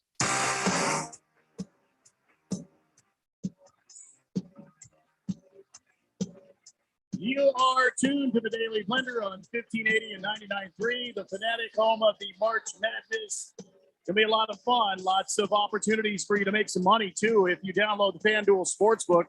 And by the way, the Winter Games are going on, and if you are a Olympic person and you like to watch some of these events going on, FanDuel Sportsbook hooking up new users with an epic Winter Games bonus. Just place your first bet on any Winter Games sports, risk-free. That's right. New users get up to $1,000 back in a site credit if your first bet doesn't win. Perhaps you had some money on the men's curling team, thought they were going to repeat on the gold. Well, guess what? They're still in the medal round. They could win the bronze tonight. You could put some money on that. There's ice hockey going on. The men's team, unfortunately, they are out of the gold round. They are out of the play-in round for the medals. But listen, women's hockey, they just got a medal. There's a whole bunch of stuff going on. I'm trying to put a bet on the Celtics. You guys have talked me into it, but I don't think they're playing tonight. No, I don't. I think the NBA, there's just select games because it's the All-Star break. So, right. If you don't mind, I'm going to get back to there's some games tonight. My read here. Anyway, you could bet on curling, speed skating, snowboarding. There's a whole lot of stuff going on. Promotions like this, just one of the reasons why I love betting on America's #1 sports book. It's easy to use. It's easy to sign up. Very easy. Just download it from the app store that you use. Takes about 90 seconds or so to sign up. Safe and secure. You don't have to worry about that. And fast payouts, man. When you win, bammo, you get your payouts quick. So download the FanDuel Sportsbook app with promo code Randy1580. Go for the gold today, Jeffrey. That's promo code Randy1580. Remember, you've got to be 21 or older and present in Arizona. First online real money wager only. Refund issued as a non-withdrawable site credit that expires in 7 days. Restrictions apply. See terms at sportsbook.fanduel.com. Gambling problem, 1-800-NEXT-STEP or text NEXT STEP to 53342. So I'm on the FanDuel thing right now, and really, there's a game going on right now, and there's some other games. So there's still a couple more games before the All-Star break. Just so you you know. got some great in-game betting opportunities too. So like if you go to that game that says live, they'll give you like live betting, like in-game betting opportunities. You can throw some money on that if you want to. Well, I got to do this right now. Maybe I'll do it after the show, but thanks. I mean, if you want, Keon and I can write it in. You know, why do you guys you want me off the show? You got a taste of it when I had COVID. And then when the Phoenix Open, when I had problems with my equipment, you couldn't wait to get rid of me. Keon, help me out. Yeah, who wants you off the show? The show is fun and funnier when you're here. Nobody wants you off the show. You know, I appreciate that, Cam. But all I really want to hear you say is that I won the top 5 in the last hour. Please, that'll be enough. Just go ahead. Just go ahead. You won the blender top 5. I can't believe you actually did that. I have less respect for you now. I can't believe you didn't just stick to your guns. You know what? Just smile and wave. Clearly, you won the top 5. Everybody knows you have more basketball knowledge than Randy and I put together. And let me tell you something else. I think that was a real dick move that you went with NBA as the first top 5, knowing you would win it. I didn't think that it was a thing that you could win. I was just looking forward to the arguments and the debate. And the All-Star break is this weekend, and the Suns played last night. I thought NBA was a no-brainer. My arguments were impeccable. I'm not done with the man talk yet, by the way. And then we'll talk about the NFL. And that's where I'll school you, Junior. That's where I'll school you. No? Huh? What? Just tell you something. Listen, if you don't watch the Daily Blender on the video feed, you've got to. I really don't understand why they haven't shown up and just given us our TV show yet. I am every day astounded by this. Anybody who's watched this on the YouTube thing, they think the same thing. This should be a television show. Because if you're going to get fired, it's better with pictures, isn't it? Okay, so let me pick up where we left off. I told you guys about the caffeinated donuts. That I think is an idea that is far past its time. You imagine all the truck drivers out there eating these donuts and killing 2 birds with 2 stones. And so then here's the next bad idea. So, you know, how trendy restaurants always make their food kind of small and look like that. You know, it's like that little sauce right there. And that does look like mango or something next to it. And then there's the meat. The new trend in restaurant is squirrel meat. What? That's what that is. Rack of squirrel ribs right there, I think. Holy man. No. Or what are we going to see a rash of Michelin 5-star restaurants popping up in Mississippi? What? No. So the New York Post just did a big write-up on the hottest new delicacy in restaurants. It's squirrel meat. At least in England right now, they're very much into it. Plenty of hunters already eat squirrel meat. I'm sure, Keon, you've come across that in your time in the South. Have you ever had squirrel meat? No. Yeah, good idea. No. And here's the thing about people in the United Kingdom. They're not even eating their own squirrels. They're importing our squirrels. So North American gray squirrel is considered an invasive species over there. So killing and eating them is encouraged. And so I don't think this is going to be at Applebee's anytime soon. But I don't eat squirrel. From what I understand, people who've tried it say it tastes suspiciously like the McRib. So why would you do that to yourself? But can you imagine if this is on my plate? I'm not even asking you what it is. I'm like, no, thank you. That does not look right, does it? No, thank you. That looks like sadness. All right. So here in Man Talk is a very important part of the Man Talk. We need to consider this good idea, bad idea, man card edition. Now, first off, I almost want to give a guy an automatic man card violation for being on TikTok, but this guy is a TikTok star, I guess. His name is Isaac Ramirez. And he came out with a story and said last year he put aside $365. He's like, here's the money. And this is going to be the money I get my gal something for Valentine's Day. But here was the rule. Each time she yelled at him, he takes out $1. And then he puts it into another envelope that says, treat yourself, King. So basically, every time she'd yell at him, he took $1 out of the envelope. And at the end of the year, he had $40 left in her envelope. And she got a $40 gift for Valentine's Day. Man, that's got to tell you something. I mean, she yelled at him 320 times. Now, first off, my first question is, well, what if you deserved it? You know what I'm saying? Maybe if you deserve to be yelled at, you should put money in the envelope for her. But if somebody's yelling at you 320 times a year, maybe you shouldn't be together. It's possible. Either she's yelling way too much, which she is, but she's either yelling way too much because that's who she is, or you are inducing 320 days worth of yelling in a calendar year, which is you have to examine yourself there. This is a good idea, I guess. Maybe for your parents, if you're going to get them a gift, like let's say if you're a single woman and you put a $360 into an envelope, and every time your mom asks when you're going to get married and when you're going to make her grandkids, you take money out as then that's. But if you got a woman screaming at you, it's either you or her, or it's just both of you are not supposed to be together. Yeah, man. So, I mean, it seemed like a good idea. So is this a good idea or a bad idea? Well, I mean, I like the thought behind it. However, I mean, if she's yelling at you that much, dude, you got to reconsider your relationship. Yeah, you're either an idiot or she is horrific. You don't want to live a life like that. Come on, man. It's a bad idea because the result is telling you something, and it doesn't seem like he's listening because he put it on TikTok. Yeah. So it's clear to him that this is just normal. This is fine. It's a guy that doesn't want to get yelled at, and he took money out of a fund to give his girlfriend something nice for Valentine's Day, and then put it in an envelope. Here you go, King, treat yourself. Are you thinking you're not going to get yelled at by spending that money on yourself because she yelled at you? I wonder if she knew about this. Well, she does now. Yeah, I don't think she should. There's no way she knew about it, or else she'd have dumped him. She does now. Yeah, but here's the thing. I'm hearing all the time. I'm just like, I'm gonna hand her the 360 and like, here's some moving expenses. Get the bleep out. Just go. Take this money and go. Just whatever you need. One of you has to, because somebody's got to go. Miserable. Horrible. Balls of Fury says maybe he took nagging as yelling. LOL. It's not the same. That's a good point, because sometimes I'll joke and say, don't yell at me. And my wife will be like, I didn't yell at you. I was just figure of speech when somebody's saying something to you. So you're right. Maybe his perception. Lost Toby says, date a Latina. Over under on yelling sits at 315. He says, my buddy in Ohio swears on squirrel. Wow. Hefty Lefty. That sounds like Ohio. And Kentucky, quite frankly. Squirrel at Applebee's would be very on brand for that stupid song they do about Applebee's. Yes.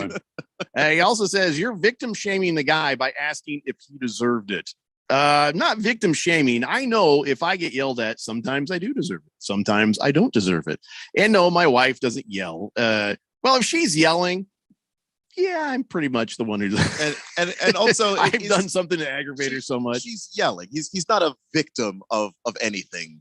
So you have not been yelled at by the right person, Keon. I disagree. There's a lot.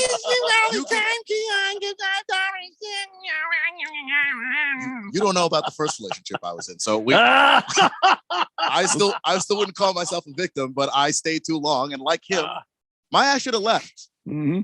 Wow. Squirrel tastes like chicken, says Bala 51, marinated in Senior Wake and Bake's bong water. Oh boy. Swave Dave says, yeah, we got to know the degree of yelling in this. And let's see. Good Cat says, I've eaten guinea pig before, period. And guinea pig and squirrels are both rodents. So I guess they'd taste the same. I would never recommend that, period. Good Cat, you really got to start looking at the text before you hit send. Go ahead. Yeah, go ahead. I was just going to say, I just had a thought here.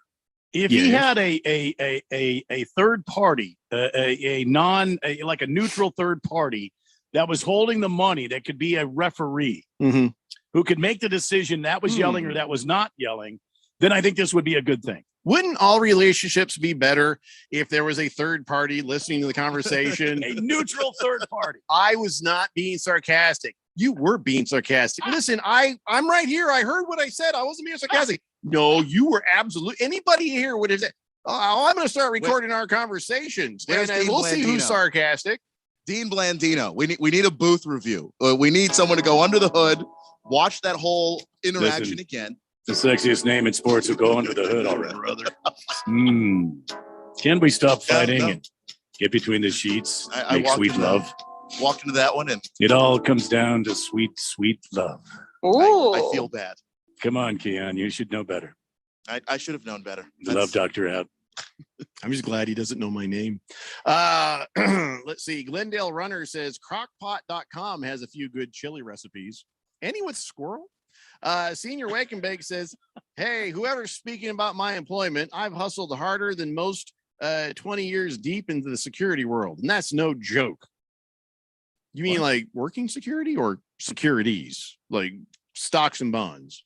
I mean, I'm sure you're a hard worker when you work.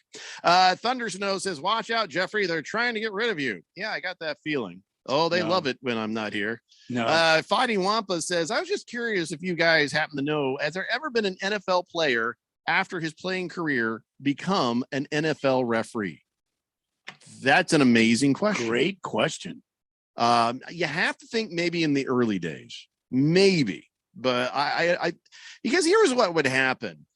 Joe Buck has like one speed and he picks out one fact and he says it over and over and over again. You would have heard about the referee.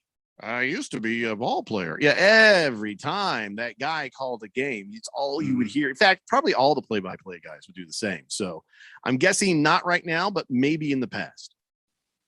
Keon seems to have something for us on this. Yeah, I'm trying to get the dates on it, but apparently umpire Terry Killens was a linebacker for 7 years in the NFL.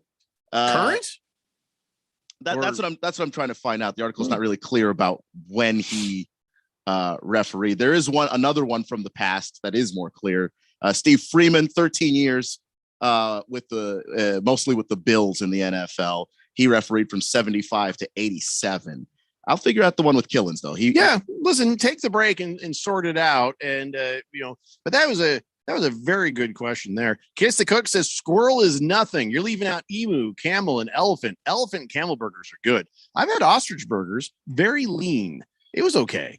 Moist one, I can't read that. Hefty Lefty says, let's hope you're right, Aiton's Army. Just put my lunch money for next week on the Bucks -10. If it doesn't hit, I'm going to be slightly less hefty next Friday because that's my lunch money. Senior Wake and Bake says the Britain and squirrel, it goes with their dental hygiene. Imagine all the squirrel between the gums when they fall asleep. Those little teeny squirrel ribs make for great toothpicks, Senior Wake and Bake. I say,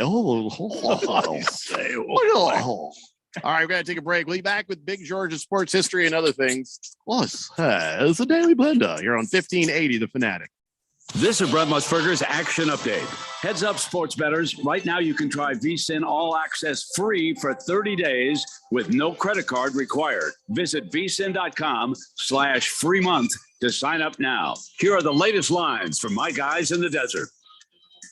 College basketball in the Pac-12 tonight. Number 3, Arizona hosting Oregon State. The Wildcats a 24-point home favorite. Arizona State, meanwhile, hosting Oregon. The Sun Devils a 4-point home underdog. Josh Taylor, the number 7 pound-for-pound boxer in the world and undisputed junior welterweight champion, will take on Jack Catterall in Taylor's first fight since he became the undisputed champ last May. The two will meet February 26 in Scotland. Taylor a heavy favorite, -1575. The challenger Catterall +790. Today, the Genesis Invitational underway, featuring each of the top 11 players in the world. John Rahm, the +1,000 favorite. Dustin Johnson and Patrick Cantlay +1,400. For vsin.com, I'm Trey Westerberg on Arizona's sports betting station. There's no doubt that Harman Solar can save you up to 85% on your monthly electric bill. That's a fact. Bruce Jacobs here. But did you know it's possible to get solar for $0 down and no payments for 12 months? You can lease, finance, or even purchase outright. They have plans that fit everybody. Harmon Solar is a family-owned, woman-owned local company that uses top-of-the-line equipment. Call Harmon Solar at 800-281-3189. That's 800-281-3189, or go to harmonsolar.com. Think you know about meth? Think again. Today's methamphetamine is far more potent, more addictive, and more deadly than ever before. Today's meth is often laced with the deadly drug fentanyl. In fact, deaths from meth use have doubled in Arizona. What can you do? Get the facts at thenewmeth.com and know there's hope and resources for recovery. This message is sponsored by the Substance Abuse Coalition Leaders of Arizona. 1580 and 99.3 The Fanatic. Arizona's new home for sports.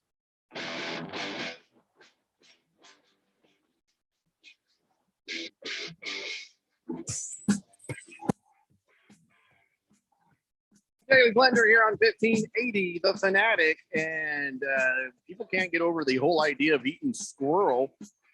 Kiss the Cook says British press squirrel equals squirrel spam.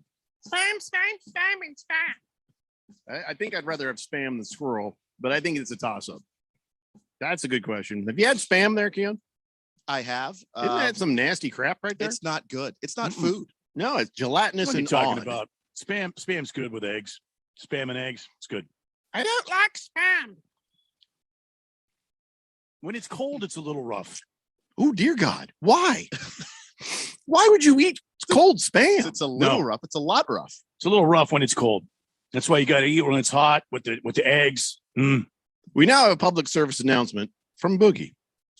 Are you tired of arguing? Is your wife always yelling and nagging? Then you need the services of Boogie's Refs. We will live in your house and referee all your conversations. We'll also provide a platinum service where Big George lives in your house and never leaves your side and will referee every single conversation you have with your girl. In the kitchen, in the front yard, your bedroom, Big George will be there. Boogie's Refs. It's a lot cheaper than divorce. I mean, I like it. Yeah, I want a cut of everything for reading that. So I just imagine you have an argument, and then both of you turn to 7-foot tall Big George standing in your bedroom, who is taking notes on every word, ready to read back to you exactly what was said. It'll be awkward, but at least sometimes there'll be a place to hang a towel. 888-368-1580. Wow. Before I forget, it's time now to give away these ASU versus Oregon State basketball tickets. That's right. 4 tickets if you want them, and a parking pass to go along with that. And now, if you only need 2 tickets, that's fine. We'll give a pair of tickets to the next person after you. So everybody wins. So you can have the 4, you can have the 2. You tell us what you need, plus the parking pass. Here we go. 4th caller, 888-368-1580. That's 888-368-1580 for the tickets. And Keon, let me know immediately if they only want a pair, so then we can encourage others to call, if you don't mind. Now, who's it's Saturday night, Sun Devils? What is it? Saturday, 6 p.m. at Packard Stadium. And what color? Packard Stadium? Quattro. It does not exist. Packard Stadium? Are you sure it's not the bank? No, I'm sorry. It's on South Packard Drive. What do they call that? Oh, Desert Financial Arena. Yeah. Desert Financial sucks as a bank, so I often forget it's called. I see. It's at the basketball arena for the bank. For ASU. So there they you call it the bank. Who are they playing? Who are they Oregon playing? State. Oh, that should be a good one. That should be a good one. Oregon State, Not the bad. Beavers. Yeah. Anytime you can take on a Beaver, it's a good day. Yeah, you got to get after that Beaver, ASU. Get after that Beaver. Yeah. Hefty Lefty says there's an article naming some ex-NFL players as refs right there.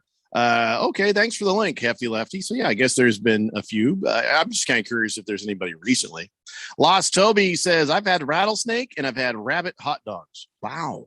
I've had I've shot a rabbit and ate it. I don't want any rattlesnake. Good Cat says, in Asia, I had donkey. Listen, man, I don't need to hear about your personal life. That's really What? no, but I'm pretty sure that's illegal in most countries. Most states, yeah, especially here in the United States. Oh, no, he meant he ate it. Okay. Never mind. Sorry. Fish Tank says, get out of here. If you eat a hot dog, you can eat Spam. I tried it once. It was horrific. It was nasty to me.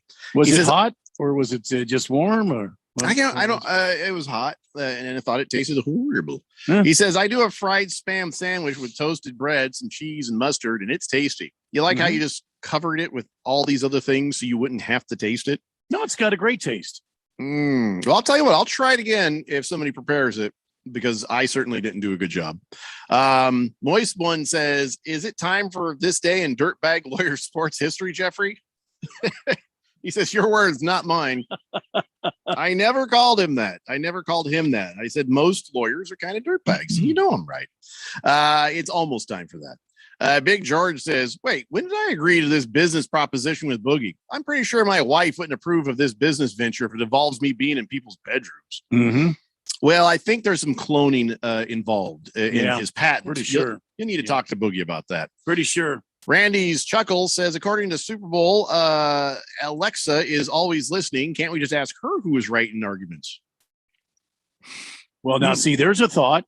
Yeah, but there's a thought right there. Alexa. It won't be fair because she's a woman. She always side on the woman's side. So there's that. Yeah. All right. So what do we got, Keon? All right. So we've got Bad Grad, who he's in the football pool stuff. That's all. That's his name. Bad Grad. Bad Grad. And he is taking just 2 tickets in the pass. So we've got 2 more tickets to go. All right. So Bad Grad gets the pass and the ticket. So now just whoever the next caller is, just clear the lines so that somebody's not hanging around. But next caller, 888-368-1580, gets that other pair of tickets for the ASU game. 888-368-1580. King of Kittens, you're wrong. Lost Toby says donkey shows are still a thing. I have no idea. Senior Wake and Bake says, Jeffrey, that slimy meat was not Spam. No, it was. I opened the can myself. I was curious, and I couldn't get past it, Randy. Could not get past it. And that's all right. Ain't doing it. So I guess Jim Jerkface Harbaugh has agreed to a new contract at Michigan. And I got some of the details of it. He's going to have a base salary of $7 million this fall, 7.6 in the final year of his new contract, which goes through 2026. And there's some other terms, fine if he bails on them, other incentives as well. There's academic incentives and stuff like that. So it's a pretty nice contract. And if you're Michigan, he flirted with the NFL for a minute. That's gotta feel weird. Doesn't that alienate your fans? Doesn't it alienate the college itself? We're talking about Big Ten football, and mostly those fans are very, very loyal. And because Jim Harbaugh, he kind of flirted with the Vikings at one point. I sincerely believe, and I think Keon and I talked about this before, I think he was doing that to show Michigan he's unafraid to leave. And you think the people know that? Yeah, and I think he was sending a message to Michigan. I don't think he wants to leave. I don't think he wants to go back to the NFL. I think he was sending a message because Michigan took some money away from him from his base salary because of his performance. And this year, a historical performance by Michigan football, winning the Big Ten Conference, beating Ohio State, going to the Final Four. And so they had to reward him. And I think, mission accomplished for Jim Harbaugh. And I think he's happy where he's at. And I think he's going to be fine. Well, getting the money back up there in the neighborhood where it was before he restructured, that does probably help him keep his eyes on the collegiate prize and not so much on the NFL. I don't think he wants to go back to the NFL, but that's just me. All right. So Bad Grad got the first set. So Keon, who got this next pair of tickets? Next pair of tickets went to Puts the Lotion in the Basket. There you go. Hey! Puts the Lotion in the Basket. Congratulations to you. Now, of course, we often give away tickets for stuff on the morning show, on the main event, and of course here on the Daily Blender. So be listening always for a chance to win some nifty tickets for this, that, and the other thing. 888-368-1580. Randy's Chuckle says, Hawaiians love Spam and seaweed. It's called Spam Masubi, available in every gas station and convenience store there. Seaweed? Seaweed? I know that crunchy seaweed stuff that they were talking about. I had that once, and I was like, "Hey, this is not bad." The next time I had it, and every other time, I'm like, "Why am I putting this in my mouth?" Yeah. I don't know why I liked it once and hated it after that. Just Randy, I got a piece of advice for you. Okay. Don't eat seaweed. Okay. Miss Kim and I want to go to Hawaii someday. And when we do that, I will not have any seaweed. I mean, do what you want, but no, I'm not having any seaweed. I'm taking your advice, Jeffco. Boogie says most Michigan fans believe flirting with Minnesota was a business move for increasing salary, and all news is good news. All right, ladies and gentlemen, it's time now for On This Date in Big George's sports history. Back in the year 1955, Mike Sujak set a PGA Tour 9-hole record by shooting 27 on the backside of Breckenridge Park Golf Course in San Antonio at the Texas Open. He finished with a 60 for the round and then a 72-hole record total of 257 for the tournament. His record was later broken by Corey Pavin at the 2006 U.S. Bank Championship in Milwaukee, where he shot a 26 on the front nine. Yeah, that was wow. Yeah, and then 8 under par on the par 34 9. So that's a hell of a record. That's like a once in a lifetime game. Nobody does that. Nobody does that more than once. You can't expect to go out and shoot a 26 on the front nine or a 59 for 18. Come on.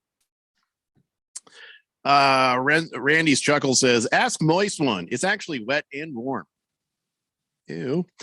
Fish Tank says, "Do coaches have agents too?" I assume so, but you never hear about them much. Yeah, they have agents. The top coaches have agents, right, Keon? Yeah, I mean, coaches at just about every level have agents, just because it's just nice to have that buffer between you and your employer. Kyler Murray and Cliff Kingsbury have the same guy. Have the same agent, yeah. Sometimes so look forward to some nonsense down the road when Cliff Kingsbury wants some money. I don't know what he'll do. What does he hang his skinny jeans up on a flagpole in like the distress mode? I mean, I don't know what happens with that when coaches do that. I know this. Coaches aren't part of the salary cap, so those conversations are usually not really, out in public. Yeah, there's not a resource management aspect to it. Because if you think a coach is worth enough money, you don't have to go, but does signing him mean I can't get a wide receiver or something like that? So it ends up not being nearly as publicized. So did you guys watch any of that Man in the Arena with the cheater Tom Brady? Did you see any of that? I started to watch it, and it just felt like a commercial for Tom Brady. Right, and it's boring. It's boring. Like The Last Dance was really fun. This was supposed to be a version of that, and it was not interesting at all. Okay, well, did you watch the Tuck Rule thing on the ESPN? Did you watch any of that? No, I haven't watched it yet, but I actually really want to. I thought it had something to do with the hemorrhoidal treatment thing, but no, it's not that Tuck. It's a different Tuck. Oh, it's not? The Tuck Rule. You remember the famous Tuck Rule? Yeah, the Tucks. Mm-hmm. Well, now I'm not sure if Apple TV is. It seemed like they had a lot of good ideas. You see those commercials for Apple TV. I don't have Apple anything, so I'm probably never going to have Apple TV. But a couple of times I've seen a show or two. I'm like, oh, like the Tom Hanks movie or show or whatever that was with the robot. I was like, well, I kind of like to watch that. But here's something that's not going to sell any Apple TV subscriptions, and that is a New England Patriots dynasty documentary series.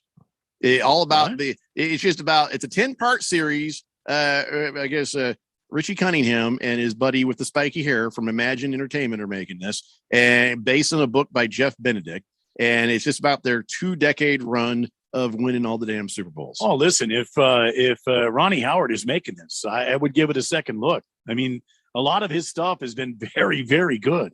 Yeah, but it's going to be voiced over by his little brother Clint. So that's just, the good Lord didn't make me an attractive man. Well, I understand they should have hired me to do the VO, but always hire Randy White. Yeah, I think if they were going to make a Patriots documentary based on a book, I'd rather do the It's Better to Be Feared by Seth Wickersham, because Wickersham goes into some of the dirt that the Patriots were doing too, and some of the disagreements between Belichick and Brady and all of that stuff. Guess what the Patriots wouldn't sign off on? That one. Yeah. So it's a love letter. Yeah, I don't want to watch that. Yeah, it's it's based on a book, of course, from Jeff Benedict, The Dynasty. And I guess do we need more of this? We saw it. We just lived it 2 seconds ago. At least there was some time that passed between Michael Jordan and then the airing of The Last Dance, where you still had some unanswered questions. There was still some mystery about some things. There's still some fun stories worth going back, like the whole flu game thing, the whole Dennis Rodman fiasco, and all those different things. There's a lot of story there that maybe you wanted to see Michael Jordan talk about it himself. You wanted to see, okay, what was the real deal there with Pippen? What was the real deal with that, how it was between them?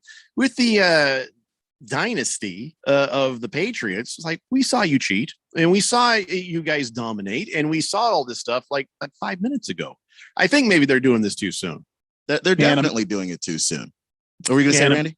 America just wants to know the backstories. It doesn't matter.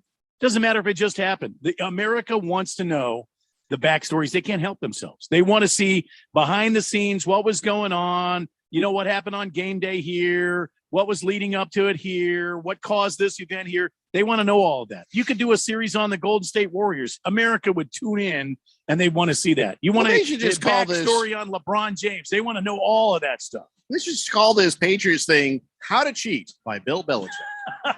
I'm just saying, if you don't, I'd watch that. If you do a Patriots documentary and you don't discuss the cheating and the bad blood between Brady and Belichick, it's not even interesting. Right. I think Ronnie Howard would go into it. Don't you? I mean, this guy's been doing this a long time. We'll see. Mr. Hefty Lefty says, "Don't knock it till you try it, Mr. I'll try everything." I did try it, and I didn't like it, but then I went around and said, I'll eat it if somebody prepares it for me. Maybe they can prepare it right. I've already said that. So I stand by my I will try everything before I say no to that. All right, guys, that's all the time we have. We will be back in your radios again tomorrow at 3 p.m. for more of this weirdness and fun. We got Josh Applebaum tomorrow with Sports Betting 101 and more of the Daily Blender here on 1580 The Fanatic. 1580 The Fanatic is giving you the chance to experience Innings Festival.